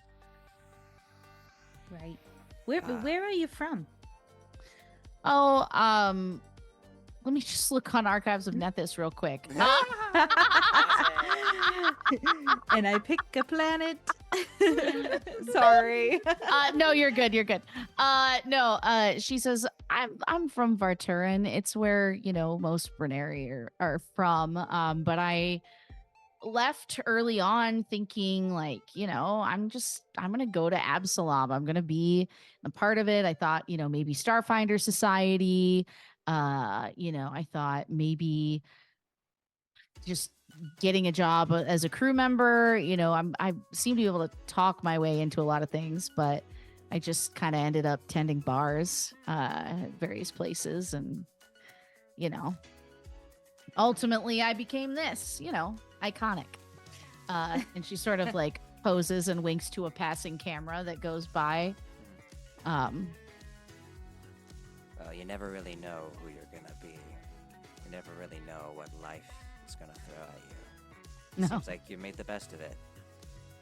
Yeah, I mean, I think, if I had it my way, I probably wouldn't come back for this season. But they had Noelle, and she needed me, so I came back for her. Well, that's very sweet. Are Yeah. y'all actually an item, or is this part of the narrative archetyping writing situation?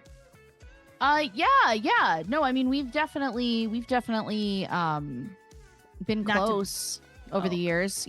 We've been in alliances. We've like betrayed each other. We've voted with each other, against each other. In one of my first seasons, like I took her all the way to the end, but I didn't think I could beat her, so I voted her out, and it was like a whole thing. Like fans, making up like, oh my god, my OTP, like, the pairing didn't make it to the finale.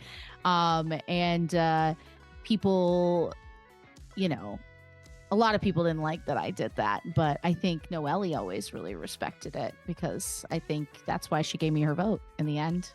I knew she was somebody who would respect the game and the player, but yeah, I mean, we've voted together a lot. Let's just say that. Equivocating aside, she needed you. Do you need her? Oh, I mean, you see her kind of like look around for cameras a lot. Like that seems to be something you notice more and more. And what is the camera situation, GM?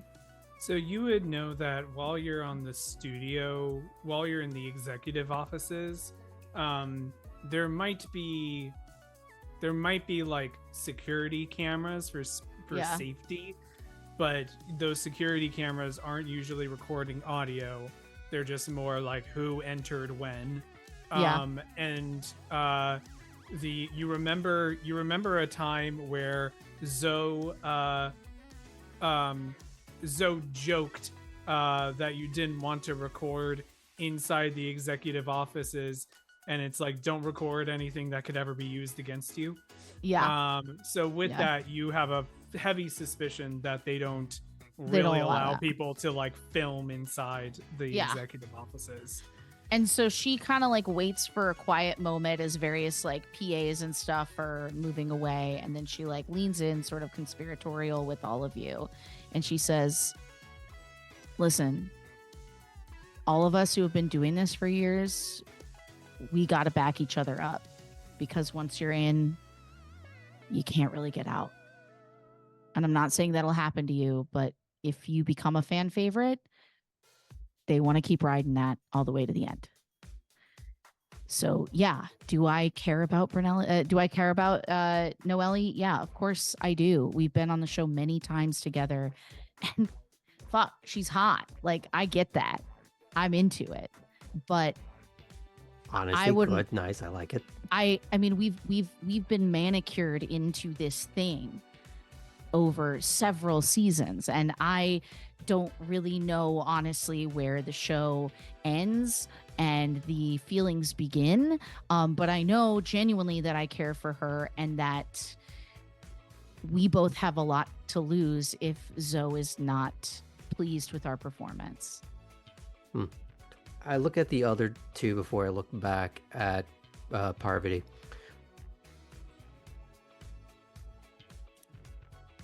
Well, here's the thing. I think we can help each other out. Okay. Because I think, and follow me on this,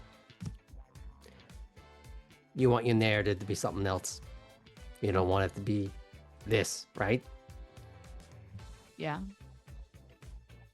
What if you could change it? What if I could change it, Marv? You tell me. Do you want to be here or do you want to be somewhere else?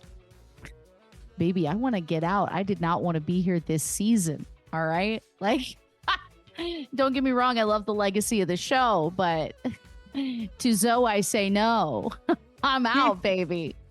Get me out. I'm a celebrity. Get me out of here. Get me off this lonely island. You know, at first I didn't think I was going to like you. I think I'm okay. on board. Most people are, Marv. Most people are. I thought you said you weren't all about the insatiable flirt. Well, I can't help myself. Yeah, I know. I'm such a specimen. Anyways, Your charms won't work on me. I am solely and utterly deflated. Who are you talking to, Marv or Parvati? the Or camera. the wall. At the wall. The wall. Thor's just been doing a talking head for the last 20 minutes as we walk down the hallway. Mad World plays in the background. Incredible. She says, Thorcha, you don't like me? No, I didn't say that. I think you are a very spunky, rambunctious person, and I am excited to have you on the team. What I'm saying is that they keep trying to. They think they want to hook me up with someone, but I don't think that's a good idea. Isn't Listen. it though? No. No. Okay. No. But it could be nice for just like a couple of dates here and there, like somebody to go with you to the cafe and you could sit in silence in a comfortable chair and eat donuts. Yeah, but there's only one problem. Hmm. You're not her. Who's her? Baby, Dun, dun, still. dun. Don't worry about it. It's too late. I'm so worried. I'm glad- so worried. I'm glad they censored her face on the B-roll footage.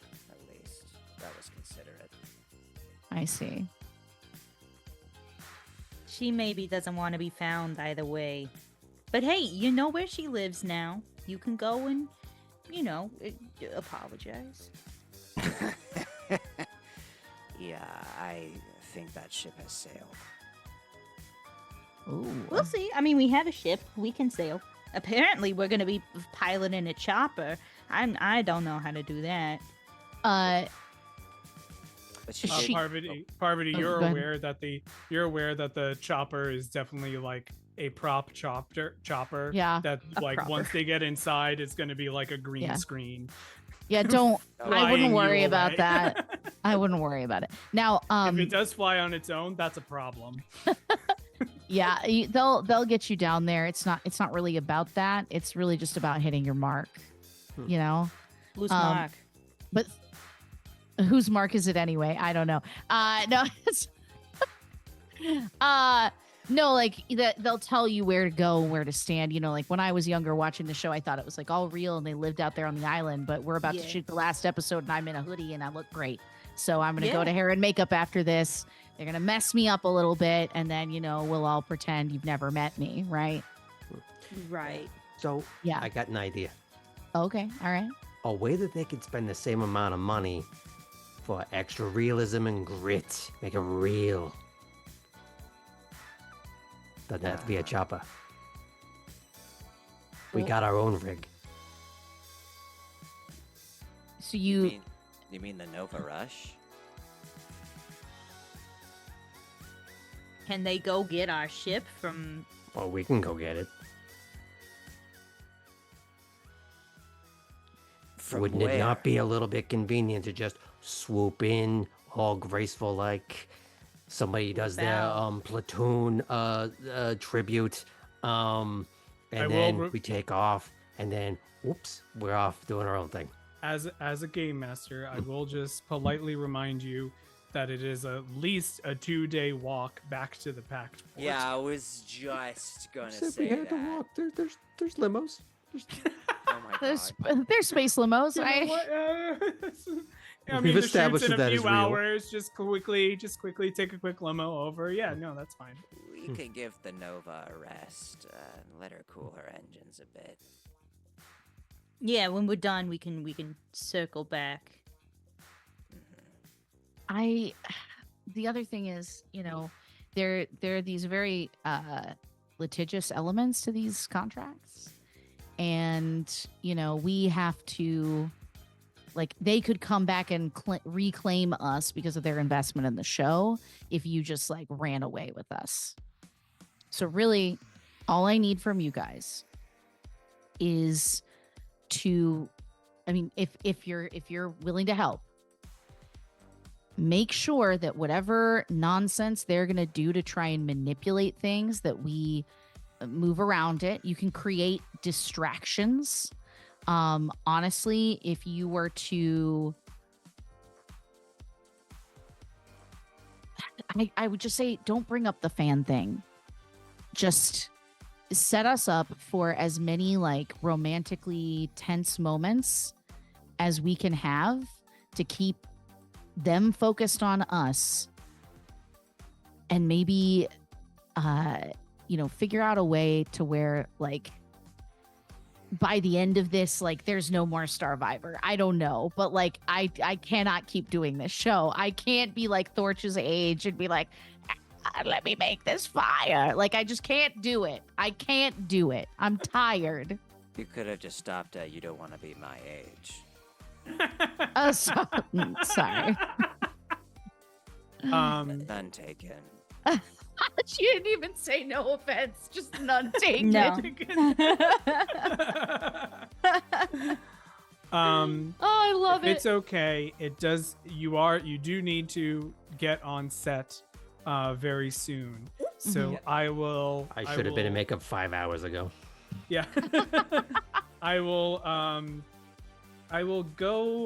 move us forward to the actual shoot time itself. Parvati. Yeah. You and Noelle are at your campfire. Fire's life, baby. Yeah. You do know you have a few minutes before the cameras actually start rolling. So with that, she takes a moment and says, "So everything is ready?"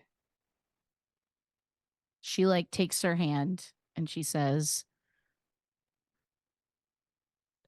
I think these people are the best alliance we could have going into the finale. But just don't talk, don't like bring up anything to do with that fan thing, okay? Just like we're gonna drop it at the end, and then it'll be our best blind side yet, right? They won't be able to stop it. It'll be all over the airwaves, and then you'll be free. And hopefully I will too, but at least one of us, right? Yeah. At least one of us.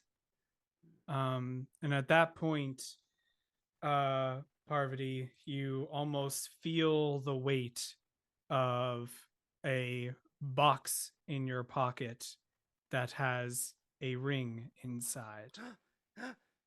This is probably a good time to go on our break, so we'll go ahead and do that. We will be right back, folks, and see you soon. Do not change that channel. Bye-bye. Amazing. Butts. Okay. Got him. Nailed it. Perfect timing. Welcome everyone back to the stream.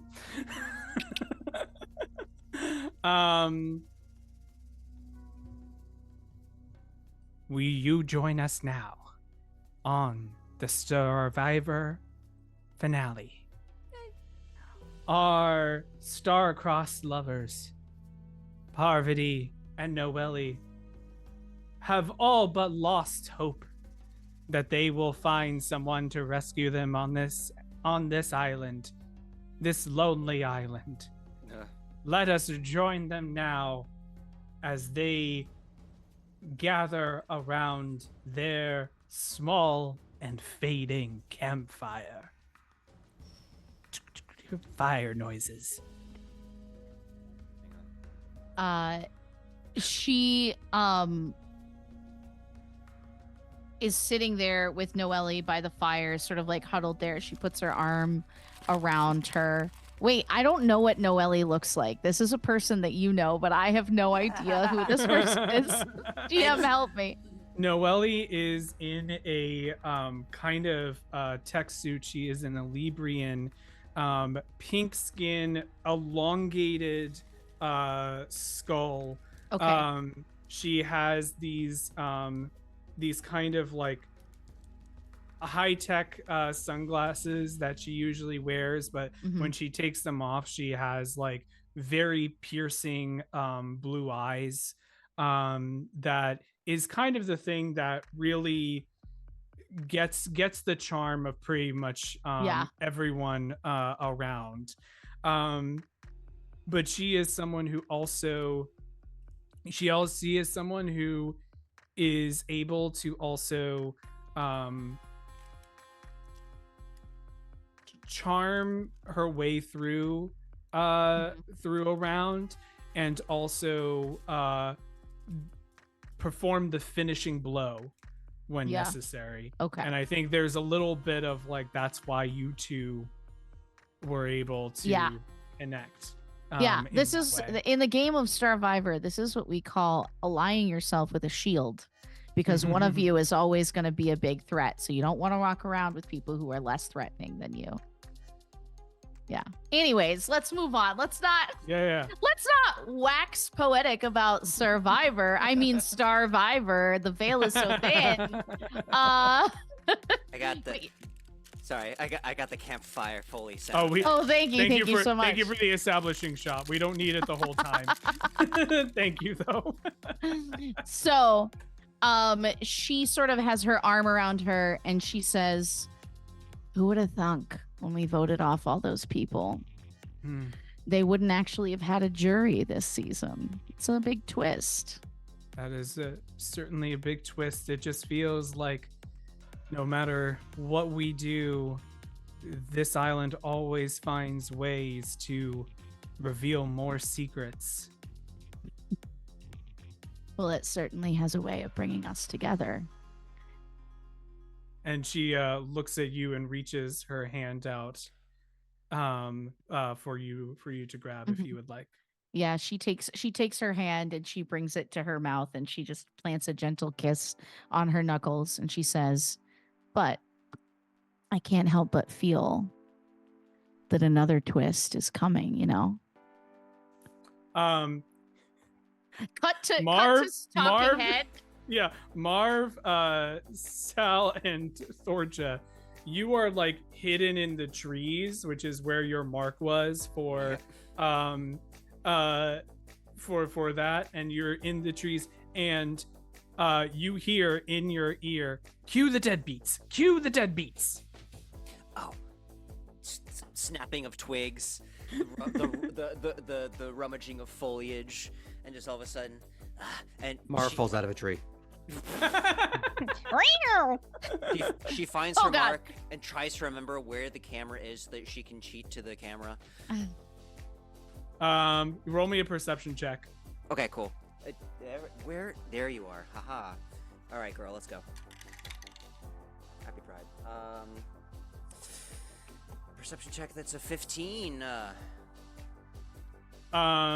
You turn in a direction of a tree that looks like it's cheating out. Parvati, you can tell that Thorcha is like the angle's a little bit off. Yeah. But She's not like it's too far. Yeah. We're here to save you. Yes, come with us. The awkward acting. Handle that, Helena. Oh my god. Come with us. I don't know where, but come with us. So good. She goes, and where are you taking us? Where else? To the chopper. She says, she turns to Noelle. Then there's a talking head, and she's like, so that's how we found out about the twist. You know, we were just sitting there all night, starving to death, waiting for the other shoe to drop. But that is when I knew we had a chance to win together. Cut back to the show. Incredible. It's going perfect. Amazing. So you enter, and Noelle stands up and goes, I can't believe that you were able to make it all the way here. Is it going to be safe to get to the chopper? You'll be safe with us. Don't worry. And who are you? I'm Thorcha. All right. What would a group of you be called? Oh, we're the Deadbeats. Wow, the Deadbeats are here to rescue us. Cut to individual Cam. Cut to interview Cam. She goes, they called themselves the Deadbeats, which honestly was kind of weird. Like, who would follow a group called the Deadbeats into the jungle? But it's not like we had another choice. I like the idea that there's a little B-roll cutaway in the talking head of Marv in the background of the shot, just 1,000-yard stare eating endlessly at craft services. Yeah. Craft services gets taken away, and you're ushered into the shot. You see Parvati walking in, taking a coconut from a tree, and just handing you a machete, and just replacing whatever the sandwich was that's in your hand. I can open this myself. Starvivor, baby. At that point, Noelle was like, yeah, I'm gonna be honest. Dead being the first syllable did not inspire much confidence in our survivability. For legal reasons. Survivability. Survivability. All right. So you all get a cue in your ear, and says, all right, there are some machetes available, so you can cut through some of the brush. Follow the red lights on the ground. They'll bring you the path you need. Great. Thorcha will take point with her dueling sword. Let me just switch that up real quick. I'll save the machete for someone else. She's gonna start hacking away at the foliage. Great.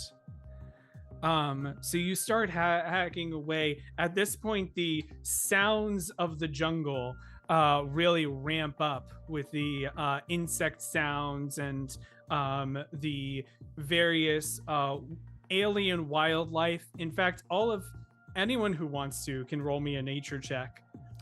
My Sure thing, nature boss. check would be Garbo. I think. Yep, it's +1. Is a 2 good in this game? I also have a 2. Oh, never mind.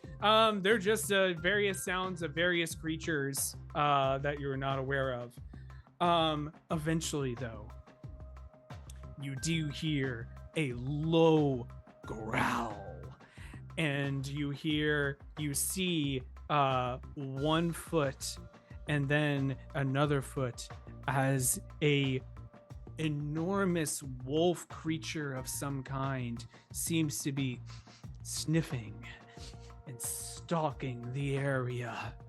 And at that point, it cuts to Noelle and she goes, "Star wolves. I knew they were going to be a problem here." And cuts back. What do you all do? Do we know if this did we get a copy of the script to read before we were No, it's placed? reality TV. It's not scripted. Okay. Was what you were told. Great. I warp reality. Oh, there goes gravity. Oop, there goes gravity. It just said short script. Combat. We don't actually see the creatures yet, right? Do we just hear them? You see one of them. You hear multiple. Oh, wow. Did they sound Okay. like they're coming from speakers, or does this sound like it's actual creatures? Go ahead and roll me a perception. Okay. Speakers are creatures.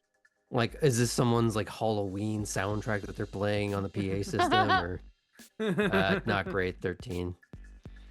It's definitely coming from the direction of the figures that you're getting.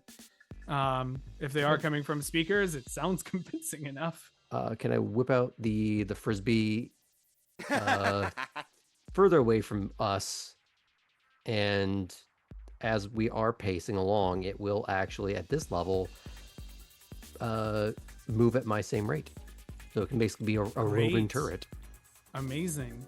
So this little like metallic sort of Tron frisbee starts to origami out to this Gatling gun floating monstrosity. Nice. Great. Once Parvati is sure that they're all like in a cool, like almost like V formation shot, she like is standing at the tip of it and then walks backwards so they're all in front of her, and she points at the Star Wolf and she says, "Well, the one thing you got to do when you know you've got an enemy on the beach, strike first. Get 'em, boys!" And that she uses "get 'em." Nice. And she uses the skill "get 'em," which for the uninitiated Starfinder, she's going to use both actions that she has available to her to select an enemy within 60 feet and give everybody a +1 bonus to attacks against that target until the beginning of my next turn. And I gain a status bonus of damage. If I hit, it also means I get to add a bonus based on my charisma modifier. Great. All right. In that case, it looks like we got to roll some initiative. So let's roll. Go. Let's go. Let's All right. go. Where are you? There you are. I always forget Where are you? Do you need My- roll 20 up, I'm or so No. sorry. my friend. Oh, is this like Pathfinder 2 where you can choose whatever skill you want? This is what I'm gonna say. It's gonna be. I mean, you are trying to sneak up on them. So I will say in this case, they're rolling initiative based on their perception. You're Uh-huh. rolling initiative based on stealth. Oh, Oh, okay. yeah? Use your stealth Oh, as your it's- modifier. It's not performance because of my great performance. Okay. Well, if we're rolling with stealth, then that's gonna be a 3 for me, dog. Great. Yeah. All right. Oh, 26. 26. Great, Parvati. Yeah. 19 for Sal. Great. Marv. well, I did have a dirty 20. Now it's a 9. Okay. Oh, jeez. All right. My good friend Parvati, what do you do? All right. So she just said "get him," and she reaches into her holster and pulls out a laser pistol. It is purple and shoots a purple laser and for Go Uh, for it. a roll of 15 plus 1 with my get 'em. Is that a hit? That is not a hit, unfortunately. It goes wide. It goes Blah, blah, blah, wide. blah, blah. Now explain to me what is an action? Can I try to shoot again or no? You can shoot again. You just take a multi attack. I took like a -1. Okay, sure. I'll take. Yeah, and actually, if you look on demiplane, each successive one is if you are taking the multi attack. So the second bonus is if you're doing your second attack. The third that's bonus unfortunate. is if you're doing. Yeah. Yeah. That's not what you'd want, I would say. All right. So a 21 plus 1 to hit. That does hit. All right. And that'll be a 1d6 plus God, thank God I can add my charisma to this. So altogether 6 damage. Purple Okay. laser damage, if you must know. All right. Your shot rings true, and it hits the Star Wolf, and various metallic sparks start flying every which direction, and you hear "oh" as the animatronic wolf falls down dead, and you hear the like or as the others kind of scatter into the darkness, and you hear in your ear, just a reminder that these are expensive animatronics. Can please not break them every time. Yeah. And she's like, that's the beauty of living out here in the wilds of the lonely island, she says, really like sarcastically. You never know what real foes you're gonna face. Like cyborg wolves. Exactly. There could be got it. more. Let's get to the chopper, shall we? Yes. Let's go. As you continue forward, you don't see it yet, but you do hear the spinning turbines of the of a chopper. So you are definitely getting closer. As you continue, you actually also hear the sound of a shuttle screaming across the sky. And as you look up, you see what look to be paratroopers falling and parachuting down into the area. Now, just a quick thing, Parvati. At one point, there was a show called like Not Found that that Zoe really liked, and he has been like really thinking like, wouldn't it be really cool if there was a secret military industrial complex also a part of Starvivor? And I so love Not Found. It's great. and so they're trying to like, this seems to be their attempt to be like, oh, and now here's the like secret military base that's like been always been on the lonely island. She's just like goes, oh brother, under her breath. And then she goes, what's that? Looks at a camera. I don't know. Could there have always been people on this island? And cut to Noelle's talking head. Yeah. I thought we've been alone for all this time. Incredible. I like Incredible. that we cut back to the here and now, and you just, as these guys are just starting to float aloft gently, gracefully in the air, waving through, and you just start to hear the whirring noise of the turret start to spool up as it starts to like rapidly acquire targets. All right. But it does mean if there are other people around, you should start moving quickly to the chopper. You want to make sure that you get there before you are found. Is that Noelle talking? Who is talking? Or the narrator. That's The narrator? That's Oh, that's the Smoggles being a that's cool Smoggles. Okay, narrator. okay. Sorry, I didn't That's know who was fine. talking. No, No, that's no, you're doing a okay. great That's- job. You're The a great veil- That's- the veil- narrator. The veil was so thin. So, I didn't know where Sam started and narrator began. Honestly, One never does. one never does.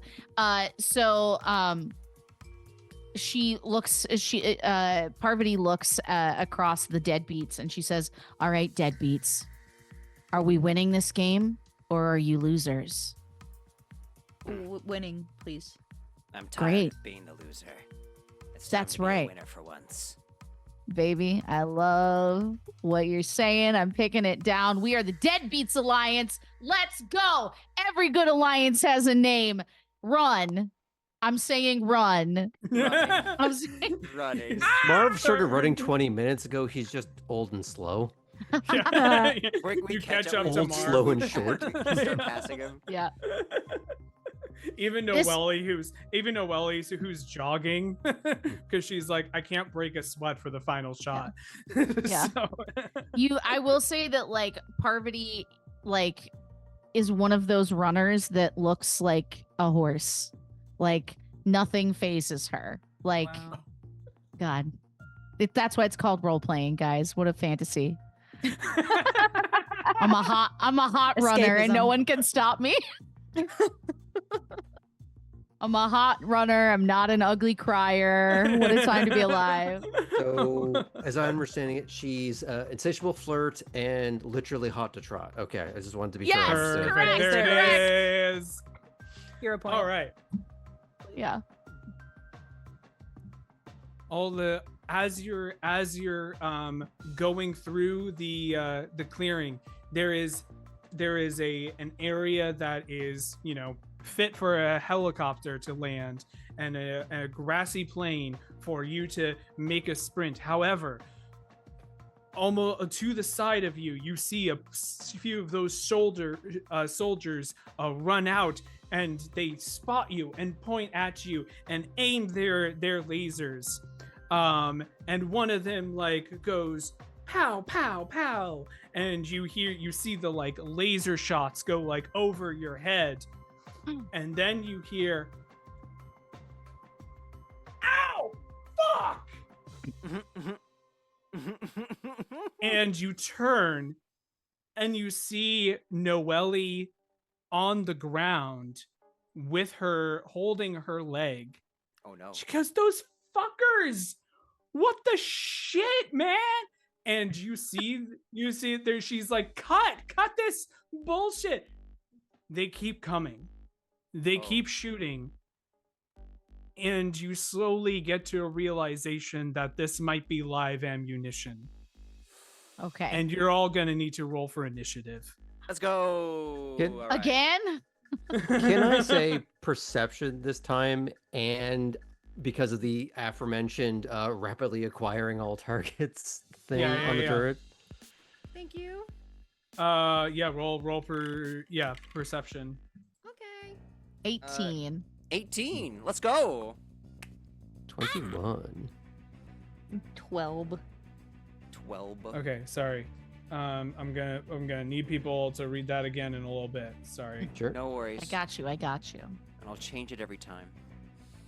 Cool. Keep it fresh. I'll take Keep it whatever's the fancy. lowest.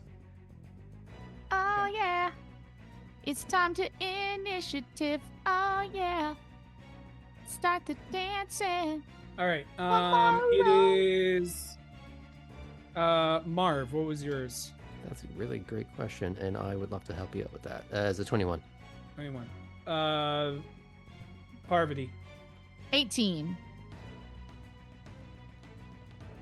Sal. 12. Thorcha. 18.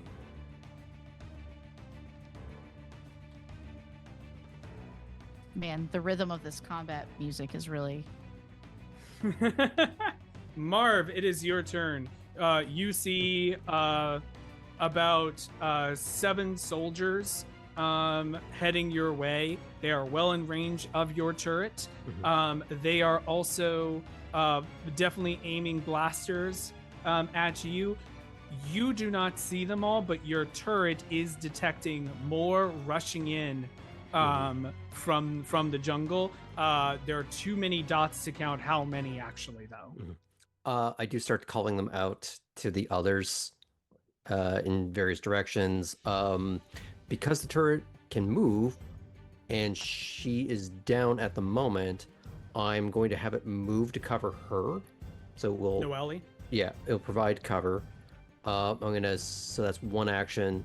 And then it's gonna 2 actions to do area denial fire. Great. I will also let you know, you all know this. You are 75 feet away from the chopper. Great. And it is going to take 1 action to start the chopper so it goes flying away, and a second action also to close the chopper doors. Parvati, you would know this. The chopper, generally for safety on all of this, is well known to be proof against blaster fire. Basically bulletproof. Okay. So Marv, you're doing the area effect. They have to roll a save. Is that correct? I'm guessing that is how it is. I guess it's against my mechanic DC. Is that correct? Correct. Yeah. That would be an 18. All right. They barely However, do not make it. They barely do not make it. Correct. Well, that's too bad. How many of them are in fact caught in that spray and pray? 5 of them are caught in there. Oh, that is unfortunately hilarious. Especially because, once again, my damage is garbage. It does 2 all around. Great. That is enough at the very least to make them they suddenly Suppressing go fire. easy pickings, and suddenly they almost crouch down to the ground and halt their fire as they're getting peppered with minigun bullets that are just spraying all over the place. While I have no more actions, physically my intent is I'm going to be running over there, so I'm just sort of mid-turn. Great. Yeah, there we go. So I Awesome. would just be heading towards her, if that changes anything for anybody. Heading towards Noelle. Yeah. Is you're saying. Great. But since I can't move because I'm out of Yes, action, that's just the my intention. intent now. Yeah. All right. Oh, no, actually, because it moves at the same rate I move, we can both move. So I can actually so be you heading can towards be her. Yeah. Yeah, you're there with her. Great. Yeah. So I can kind of just be sort of using my mass to basically just add more cover, gun out kind of thing. Great. As we're huddled behind the turret. Parvati and Thorcha, which of you has the higher perception? Let's find out. +6. I have plus 6 as well. Oh, Cool. Ooh, Great. twins. Then I'm just gonna have you each roll a d20 just to figure out who goes first. I rolled a 1, so the floor Okay, is yours, Thorcha my goes dear. first. All right. How far? Age before beauty. Oh, thank you. They're about Marv. What's the range of your thingamabob? I think Tron it's boy? 45 feet is there during air denial is 45 feet of range. So for at it. least a few of them are 45 feet away, Thorcha. But here's the thing: think of it like a triangle. You're here. The chopper's up here. They're over here. Gotcha. How far is Noelle from us? You're all within about 10 feet of each other. You're all Perfect. not very far away. Great. Then I'll use one action to move 10 feet. I assume it's going to be an action to fireman carry Noelle. That will be an action. Awesome. And Great. So that leaves 5 more feet of my first movement, and then I can move 15 more feet after that, or probably less because would that be encumbering? I would say carrying her would reduce your I would say in this case reduce it by 5 feet. Great, awesome. Then that means so it takes 10 feet of movement to move 5 feet then in that case? Or yeah. No, Or- I'm gonna Or say rather, that or rather my speed is now 10 instead of yeah, your speed is now 10 instead of 15. awesome. In that case, yeah, I will use my third action to move 10 feet with her over my shoulder, just scooping her up, just being like, all right, up and at him. All right. Parvati, it is your turn. All right. Are there any of these people in particular who have any kind of like heavy tech or are threatening in a particular way? You do see one that has a radio on there. Looks like a very old-fashioned like radio wave radio, and it looks like they are getting ready to call for more backup and basically like All right. notify that this is the location where everyone is. All right. So she is going to shout, that one there, and use get 'em on that one. And then she will, as a single action, do combat hack on the Nice. radio. Nice. So Sweet. she basically like pulls down a visor and pulls back the buff from her championship tribe on her season that she won, and underneath it there is a wrist-mounted like combat hack apparatus. And so yeah, am I rolling a computers check? I think that's what I do. She says, attempt a computers check to hack an adjacent DC equal to the creature item or hazard's fortitude DC. Okay. Yeah, I see what that is. So Okay, great. go ahead and roll computers. Now we go. All right. Okay, that's good. I rolled a 12 on the dice. Now let's just scroll down. Okay, so a 21. That is a regular success. Hooray! So glitching 1 is what Amazing. the object has. Ooh. Okay. I think you have was that 2 actions to do get 'em and then 1 action to hack. Yeah, and then I guess do you have 2 actions or do you have 3 actions in this game? You have 3 actions. Great. Okay, so she stands where she is, and she's going to now attack with the laser pistol. Is get 'em 1 or 2 actions? Get 'em is great question. Let's find out real quick. Get 'em. Sorry.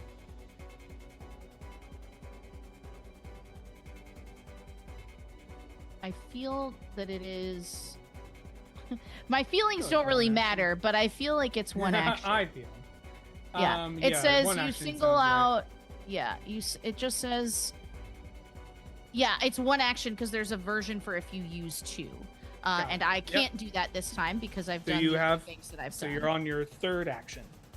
Right, because I've said get 'em and I've combat hacked. So now I will attack, and it is a natural 20. So I will be rolling 2d6. Yeah. It is you do 1d6, but you're doubling the damage. Oh, okay, great.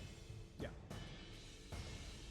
So that's 2 damage times 2 is, I don't know if you know this one, 4. Oh. 4 roll damage. Oh, and it's fire damage, purple fire. All right. All right. I cede my turn. I cede the remainder of my time. All right, let's see if he's able to use his. Oh, the glitching means he did not succeed on his flat check, so he tries to use a useless radio, and it does not work. Marv, you see on the sensors, you see that you see that some of the dots are starting to like move away from where you are, so they clearly don't. They're not converging all on your location at this moment, and a bunch of them are just gonna start shooting at y'all. Does the turret provide cover for Thorger, or have they moved out of the way too far? I'm gonna say for right now that they do provide cover for Thorcha. It does also Um, provide full cover, not lesser cover, because of the feat I took for it. Great. That's very good to know, because that means that most of those the shots all aiming for Noelle / Thorcha are going to miss. Parvati, what's your AC? I don't like what you've said, and it's rude to ask somebody what their AC is, but it is 19 if you must know. Okay. The guard whose radio you hacked angrily points at you and is going to fire his weapon for 3 fire damage as a laser pistol hits you with very real pain. Okay, she receives it. Ah! Just like that. Perfect.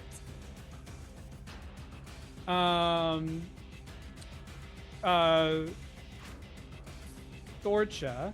Yeah. It is Noelle's turn. Yeah. Noelle is going to try to like angle herself so that she's able to take out her pistol and start shooting at the soldiers as well. Not gonna do much, because she is like both trying to aim while like partially upside down and on a moving target, which is not what she's used to. Great. And the next person is Sal. Sal positions himself kind of facing where the soldiers are coming, draws the Emperor card, looks into a camera that he's found. Please let me say that I found a camera. You found a camera. And he goes, today's episode of Starvivor is brought to you by UI Lasek, every adventurer's first defense against heartburn. And he casts a little something called Breathe Fire.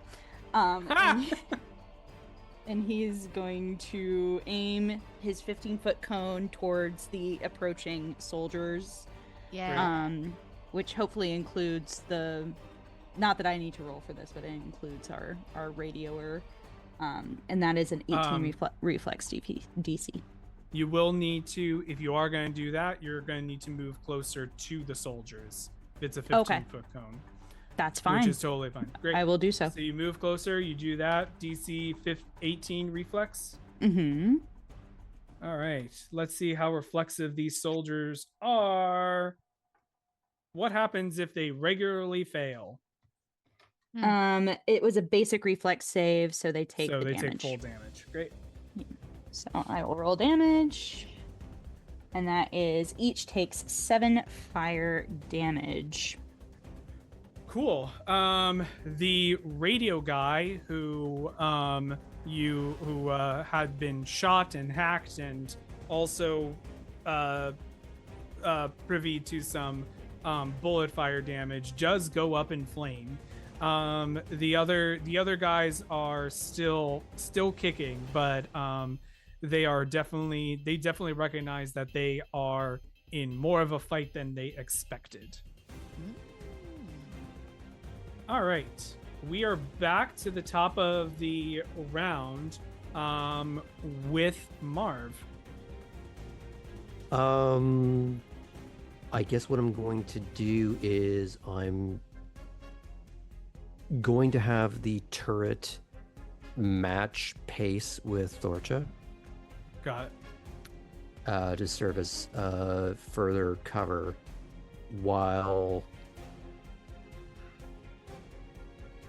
I guess instead of prioritizing fire, I'm gonna race ahead to the chopper to get it started.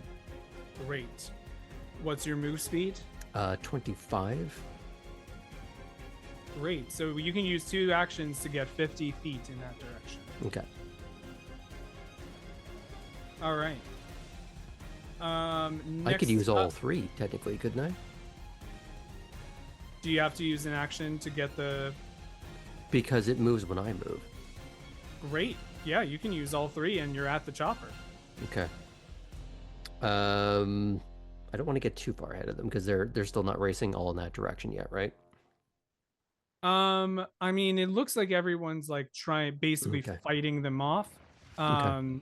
Sal had to move forward to do the breath attack, but Mhm. hasn't like gone off in a different direction, Okay. right? So instead of using all 3 to move, I'll move the 50 and then I'll just turn and I'll start firing at whoever is convenient for me. Go ahead and roll.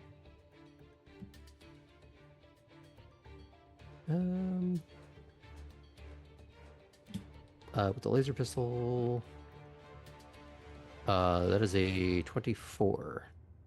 That's gonna hit. Roll the damage.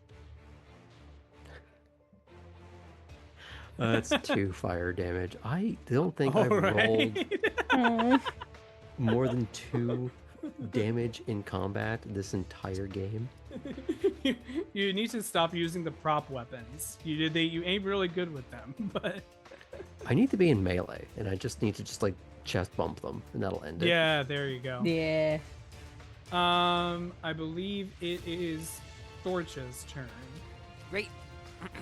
I'm going to use all 3 of my actions to quadruple my movement speed, which in this point would be a total of 40 feet.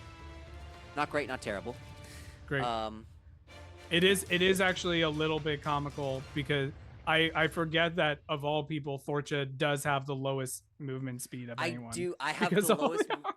I have heavy armor right now, which basically brings it down to 15 feet, and the -5 debuff now brings it down to 10. So quadruple my Perfect. movement is 40 feet.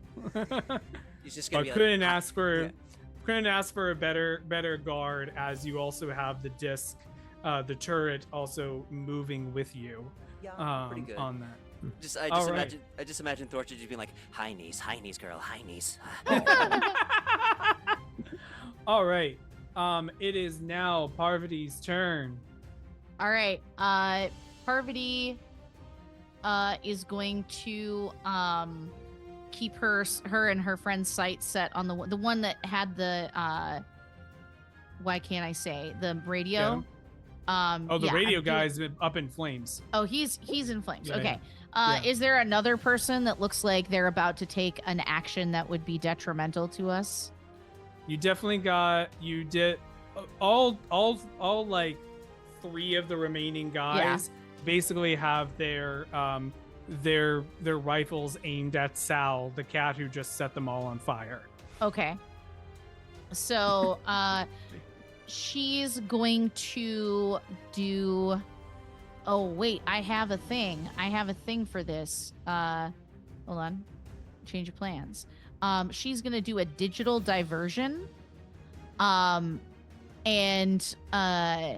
she's going to hack again into the radio that's now on the ground that's saying, "We've got incoming at the other point. Incoming. Retreat.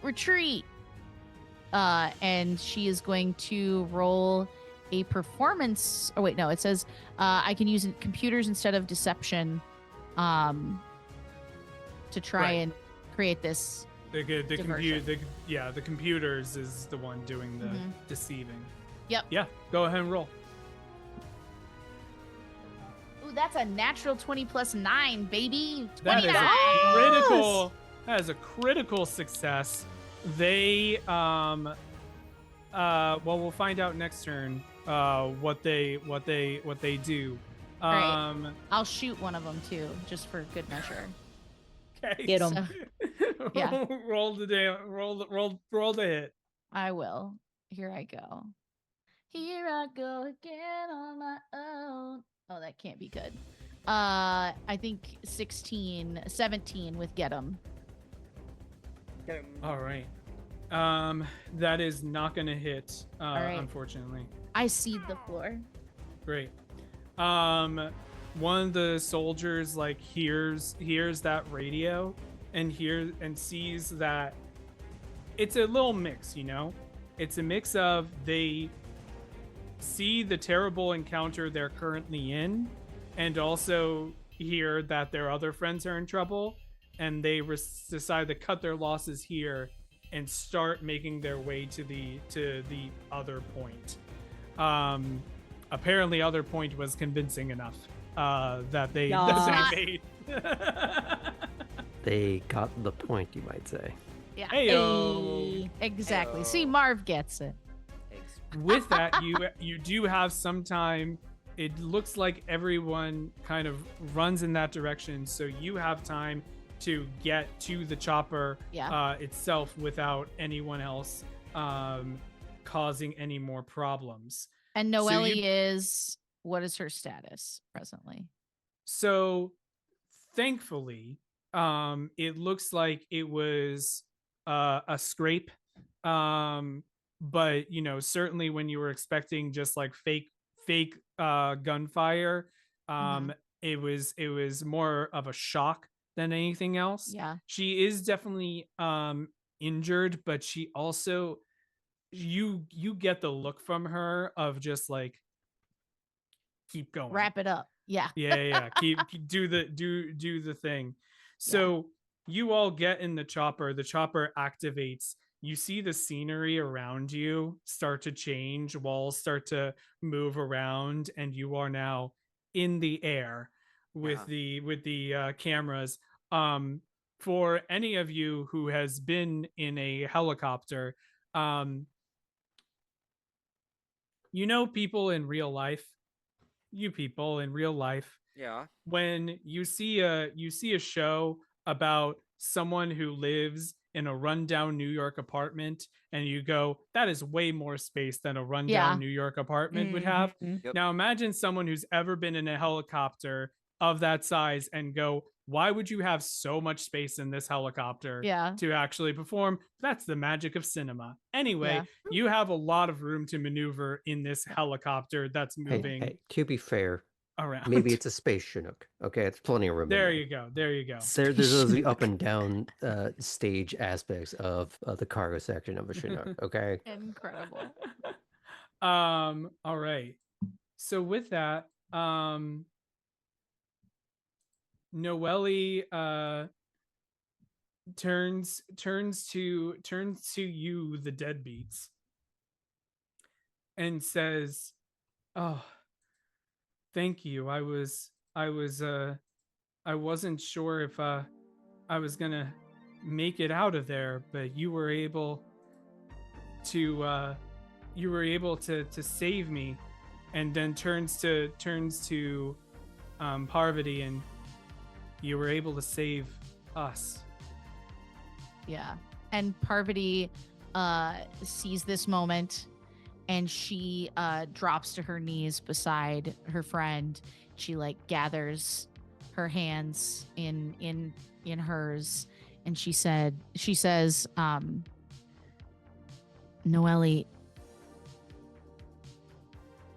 when we started our first alliance, I never knew it would lead me here. I never knew it would lead to the fear, the confusion, the fun, the betrayal, and frankly, all the comments online. She like looks at one of the one of the cameras.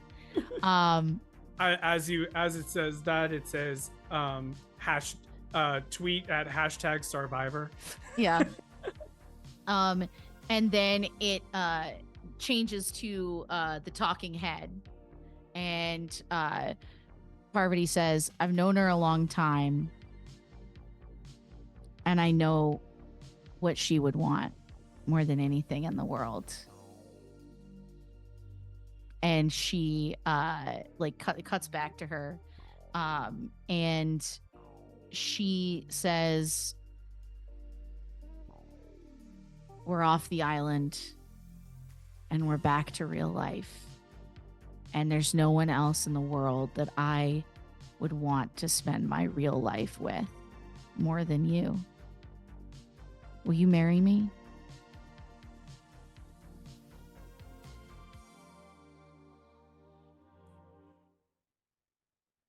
There's a pause.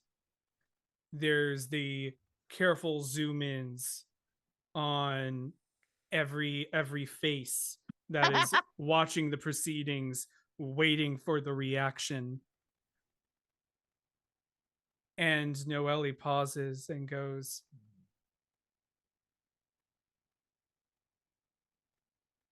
I can't. What do you mean you can't?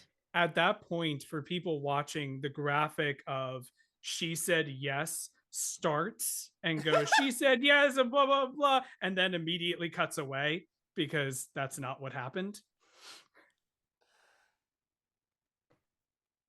I'm sorry.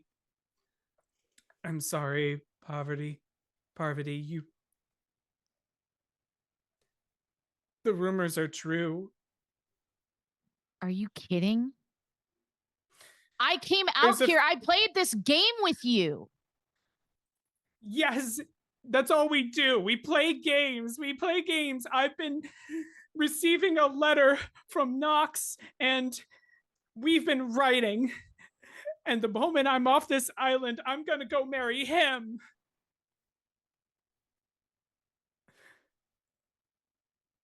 I've never,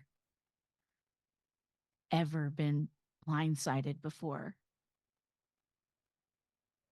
I used to think, man, if I would, it would be a sign of respect. But this is fucked. I hope you're happy with them. She goes, cut. Cut.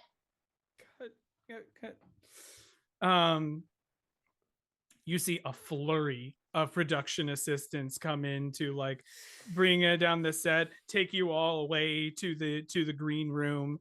All of you are escorted very, very quickly to the green room itself. And you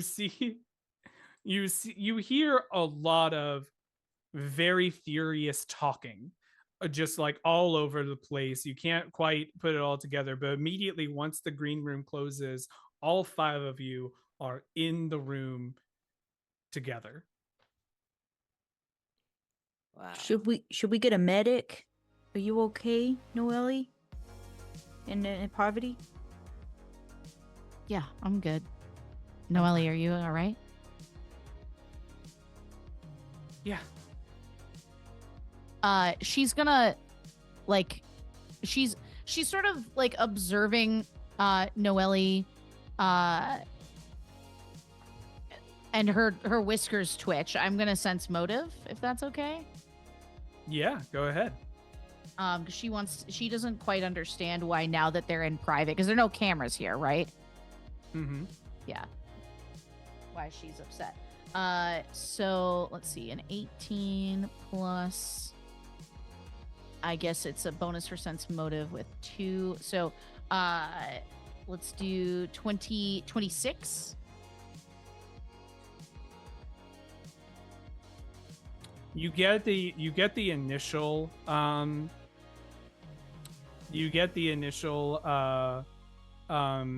thing of oh my god, where our lives are actually in danger. So there's a little bit of the calm from that, but you do get like, it's not so much that it's like upset, it's more like there's a mixture of relief and maybe a little of bittersweetness. You're not really, Yeah. it's kind of hard to tell, but she's definitely not, it's definitely not quite the reaction you were expecting. Yeah. Considering what you just achieved. Yeah. And she like kind of sits down next to her, and she takes her hand. She says, you know, I know we didn't want to have to do this, but we did it. We pulled it off. I mean, it's going to be, the ratings are going to be a disaster. People are going to be completely upset. Yes. Oh, I'm sorry that you all had to be part of our um, mysterious plot. I mean, I like sticking a thumb in the eye of corporate bullshit, so. Yeah, that was pretty badass. Yeah, well, He's gonna lean down with like one of those like med patch kit things Yeah. over the ankle, and he's gonna make sure like he's gonna like really get in there and make sure that there's a sample of blood that he gets to walk away with as well. roll me a medicine Genius. check. Roll me a medicine check for that. Oh, that's gonna be terrible Mm-hmm. because that's a. I mean, the med patch does also work. Would this not be like a lie of some sort? You're gonna lie to the med patch. You need to figure out if you can actually get it done. Ooh, nat 20. Let's go Yeah. Oh, for a 22. Okay. I don't even know why I'm cheering. I'm just happy for you. So you're able to get a big I'm rubbing like ol' the space maxi pad with wings to collect the blood, and So you got okay. So here's the thing. It is going to have to be it's going to have to be 2 checks. okay. And here's why. You were able to get the medicine there, Mm-hmm. but you are going to have to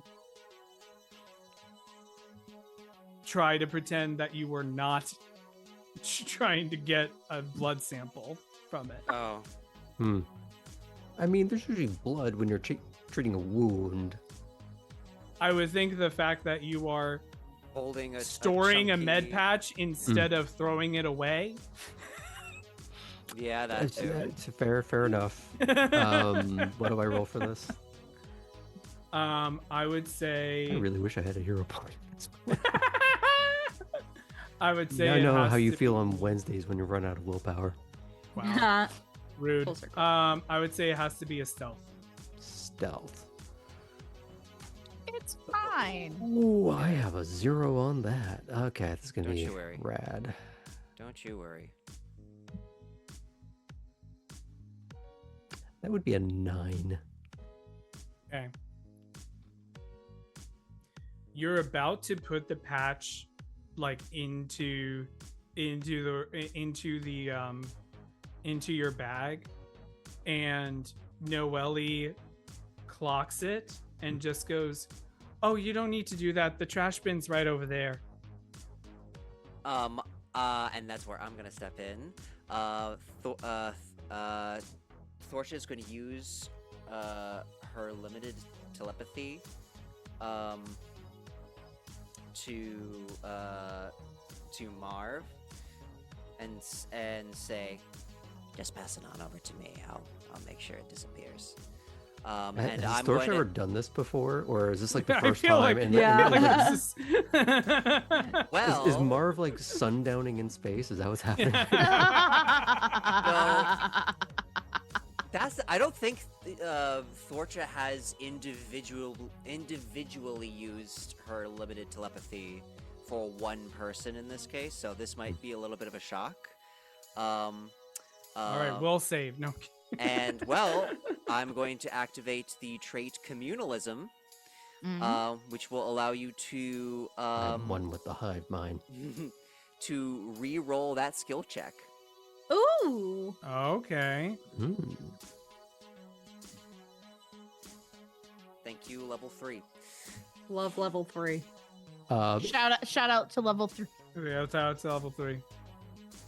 I want to thank Thorcha / Parker for the amazing like clutch move that ultimately did nothing because it was an 11.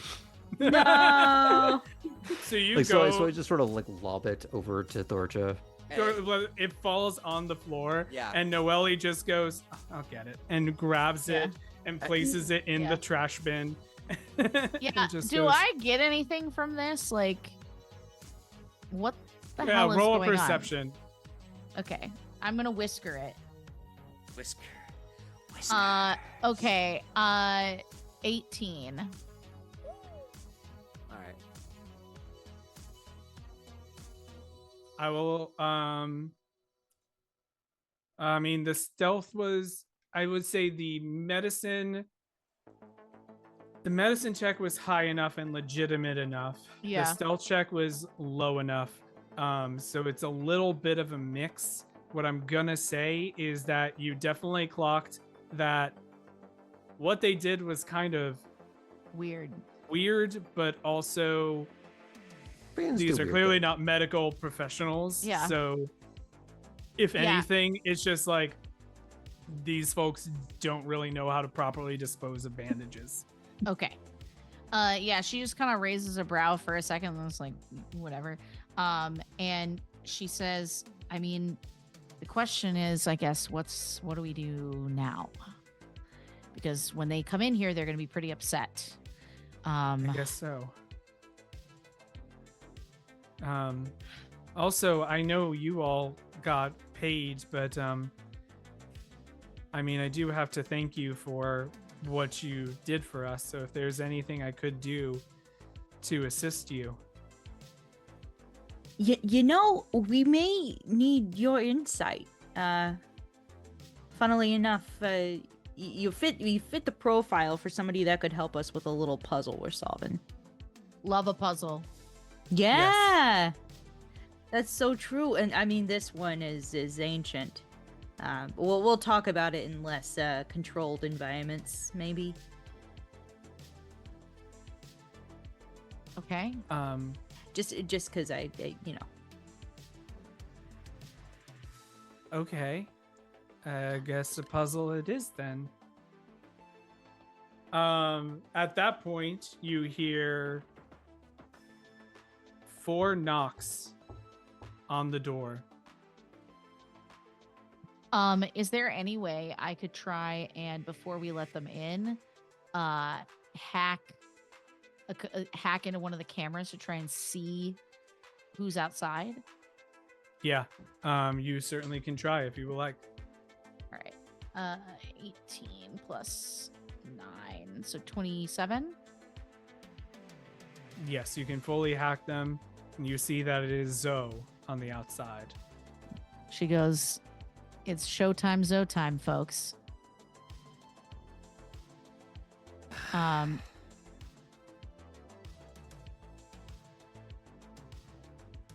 What are we gonna say?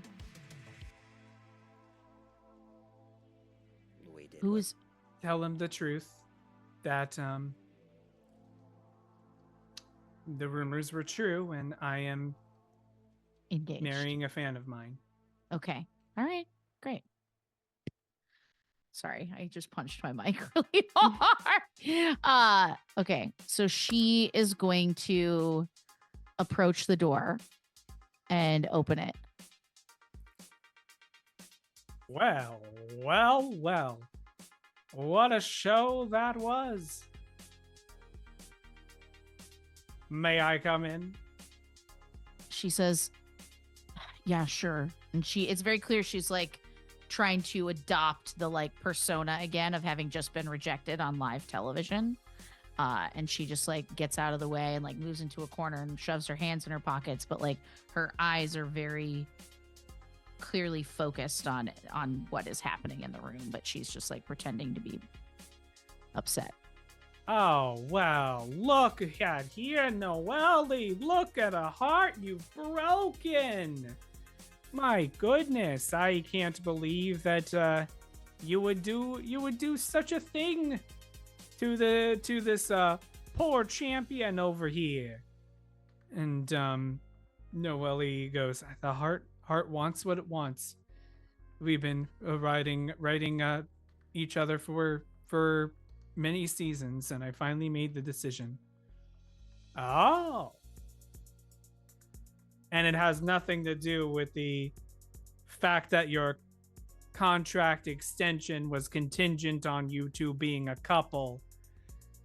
And you not being a couple anymore means your contract doesn't renew. Nothing to do with that, though, right? I'm sorry it didn't go through with your initial plans, so.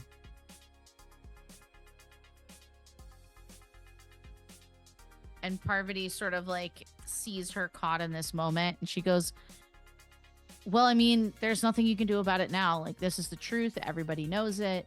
You know, I wanted to believe it was a lie, Noelle. I really did. But, you know, you really made a fool out of me out here on national TV. And that's just something I'll have to, sorry, interplanetary TV. What's a nation? And she, who could say? And, you know, that's just something I'm going to have to live with. But, you know, I've been called a villain. I've been called a snake. And, you know, if I get called, you know, a single loser, like, just add it to the list. It's fine, Zoe. It really is. I mean, this is you can maximize this on the social sphere.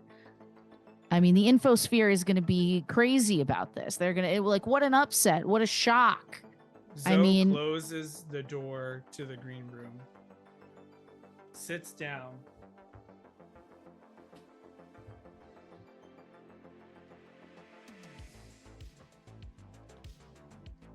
Now I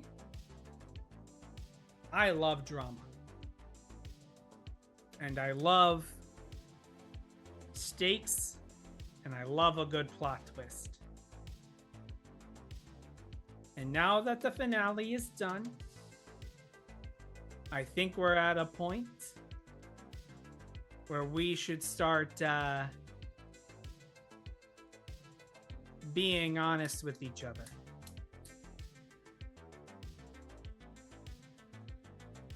So, I'm gonna ask you, Noelle, are you marrying a fan? And Noelle says, yes.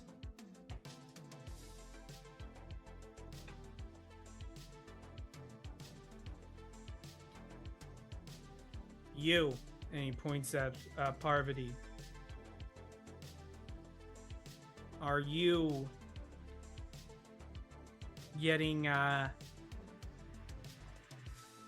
you aware of that situation? Or are you using it to your benefit?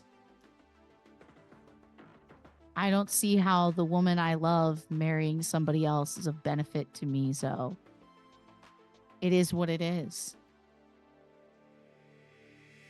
Find another showmance. This one's over.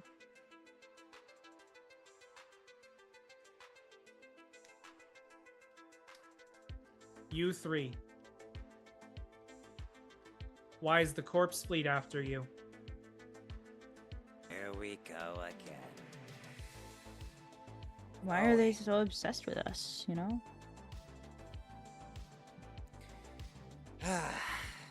Well,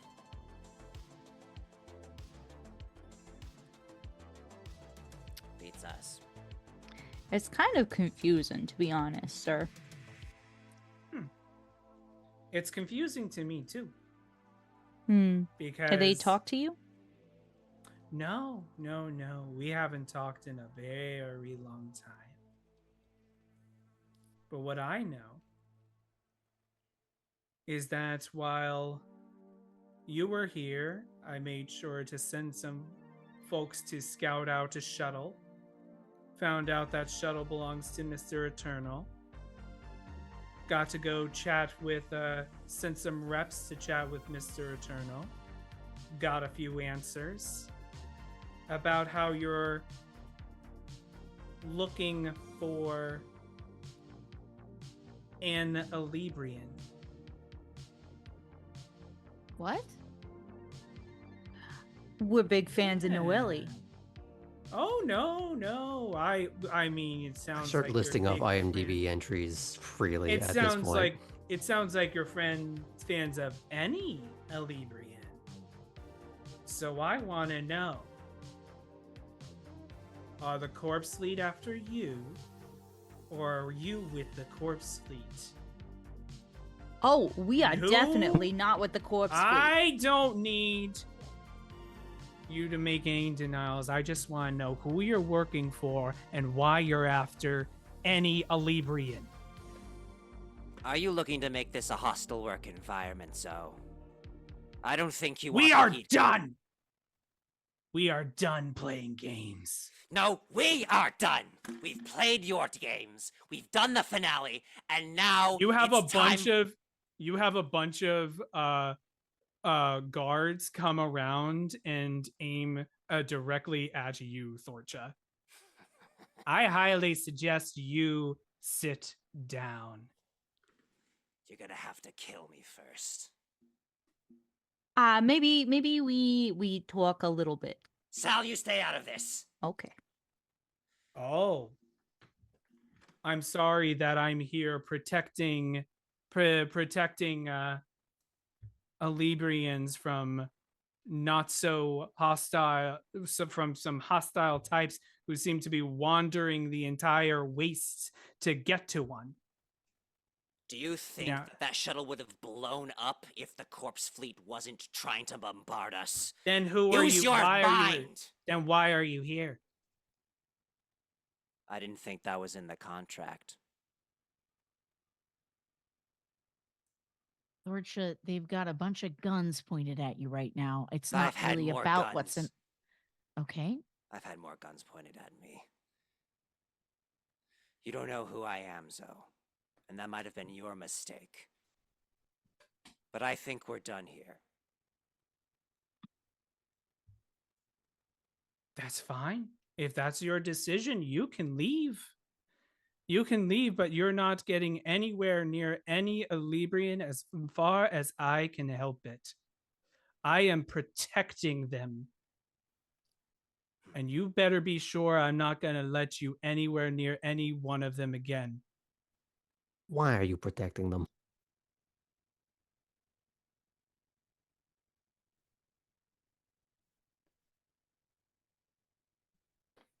The guards disappear.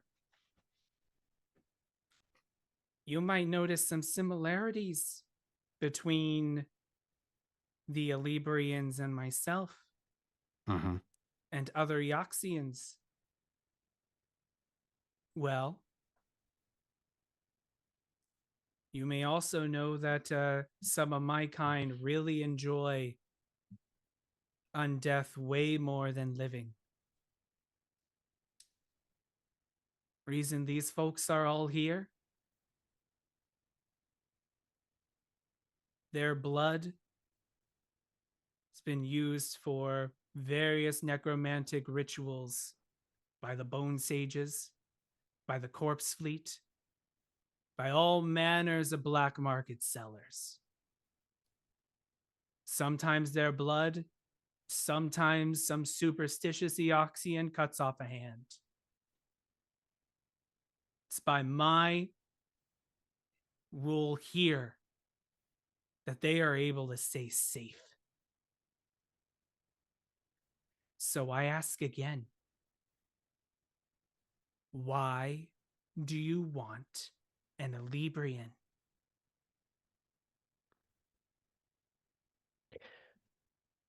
Mar's going to move to sit in front of him. I'm assuming he's seated. Yeah. He's in his power position of I'm seated, but I'm still in charge. Mm-hmm.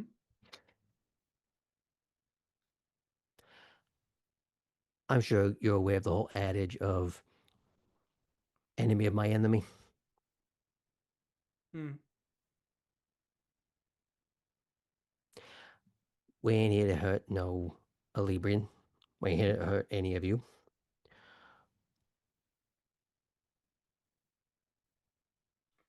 We're here to... He looks over at Parvati. Solve a puzzle. And what puzzle would they be able to solve?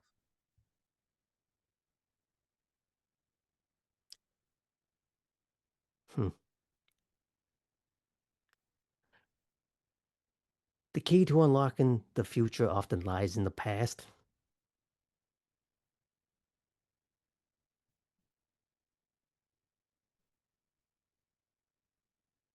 And what kind of future do you have in mind, Marv? And what kind of past are you referring to? One that we have collectively forgotten many of the key details of. The gap. Hmm. You know how many people have tried to figure out what happened during the gap? There's no way to do it. Don't you think it would have been done by now if it was possible? That's poor scientific method. Just because it hasn't happened yet doesn't mean it can't or won't. What does an Alibrian have to do with pre-gap?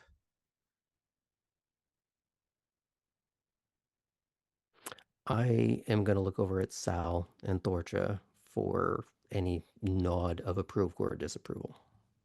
Sal nods and kind of goes, maybe he can help.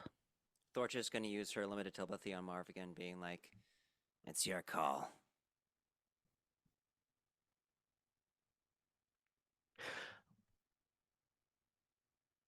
While we were set on a little bit of inadvertent archaeological dig, found some things, which raises some questions. But in order to get at the questions, we need something to help unlock pathways to it. What was it? Some sort of Biometric. In a forgotten facility. Pre-gap. Ancient.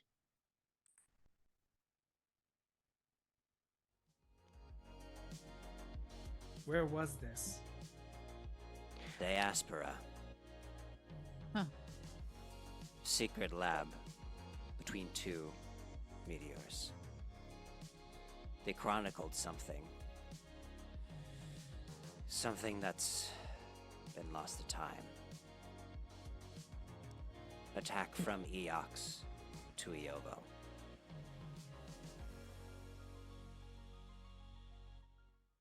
At the phrase "attack from Eox," Zoe kind of slumps down.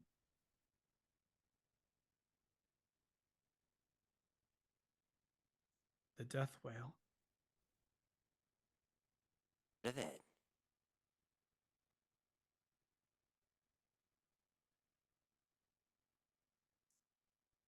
Heard of it.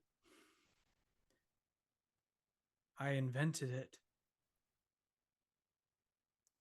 What? Huh. You hear a knock on the door, and a waiter enters, and Zoe goes, "Ah, the scones are here." And a plate of hot scones is placed on the table in front of you. Oh. Start looking for fine print Don't eat them. attached to the Don't platter. eat. Just don't Written eat on them. the pastry. Don't eat the scones. Don't eat the fucking scones. What is a death whale? What are you all talking about? Sal, a card appears from your deck.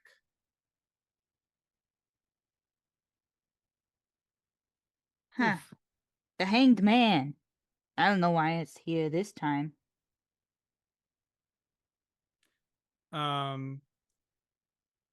At the word time, the word time from Sal echoes. And you turn around, and the card is there in the seat where Sal used to sit. So a few questions come up. What was the death whale? What was Zoe's involvement? What are they going to possibly unlock from Noelle? And y'all, what just happened to Sal? Okay, But no, that sounds like that's gonna be what we find out next episode next week. Don't eat the scones. Thank you Don't so eat the much for scones. joining us, everyone.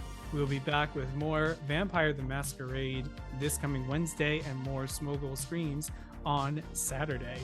Otherwise, we will see you next week here at the Midnight Dispatch for our next adventure. We will not have Kitty Crafto with us next week, so we will find out what happens with the other three as we continue our adventures in space. See you next time, folks. Bye-bye. Bye. Bye.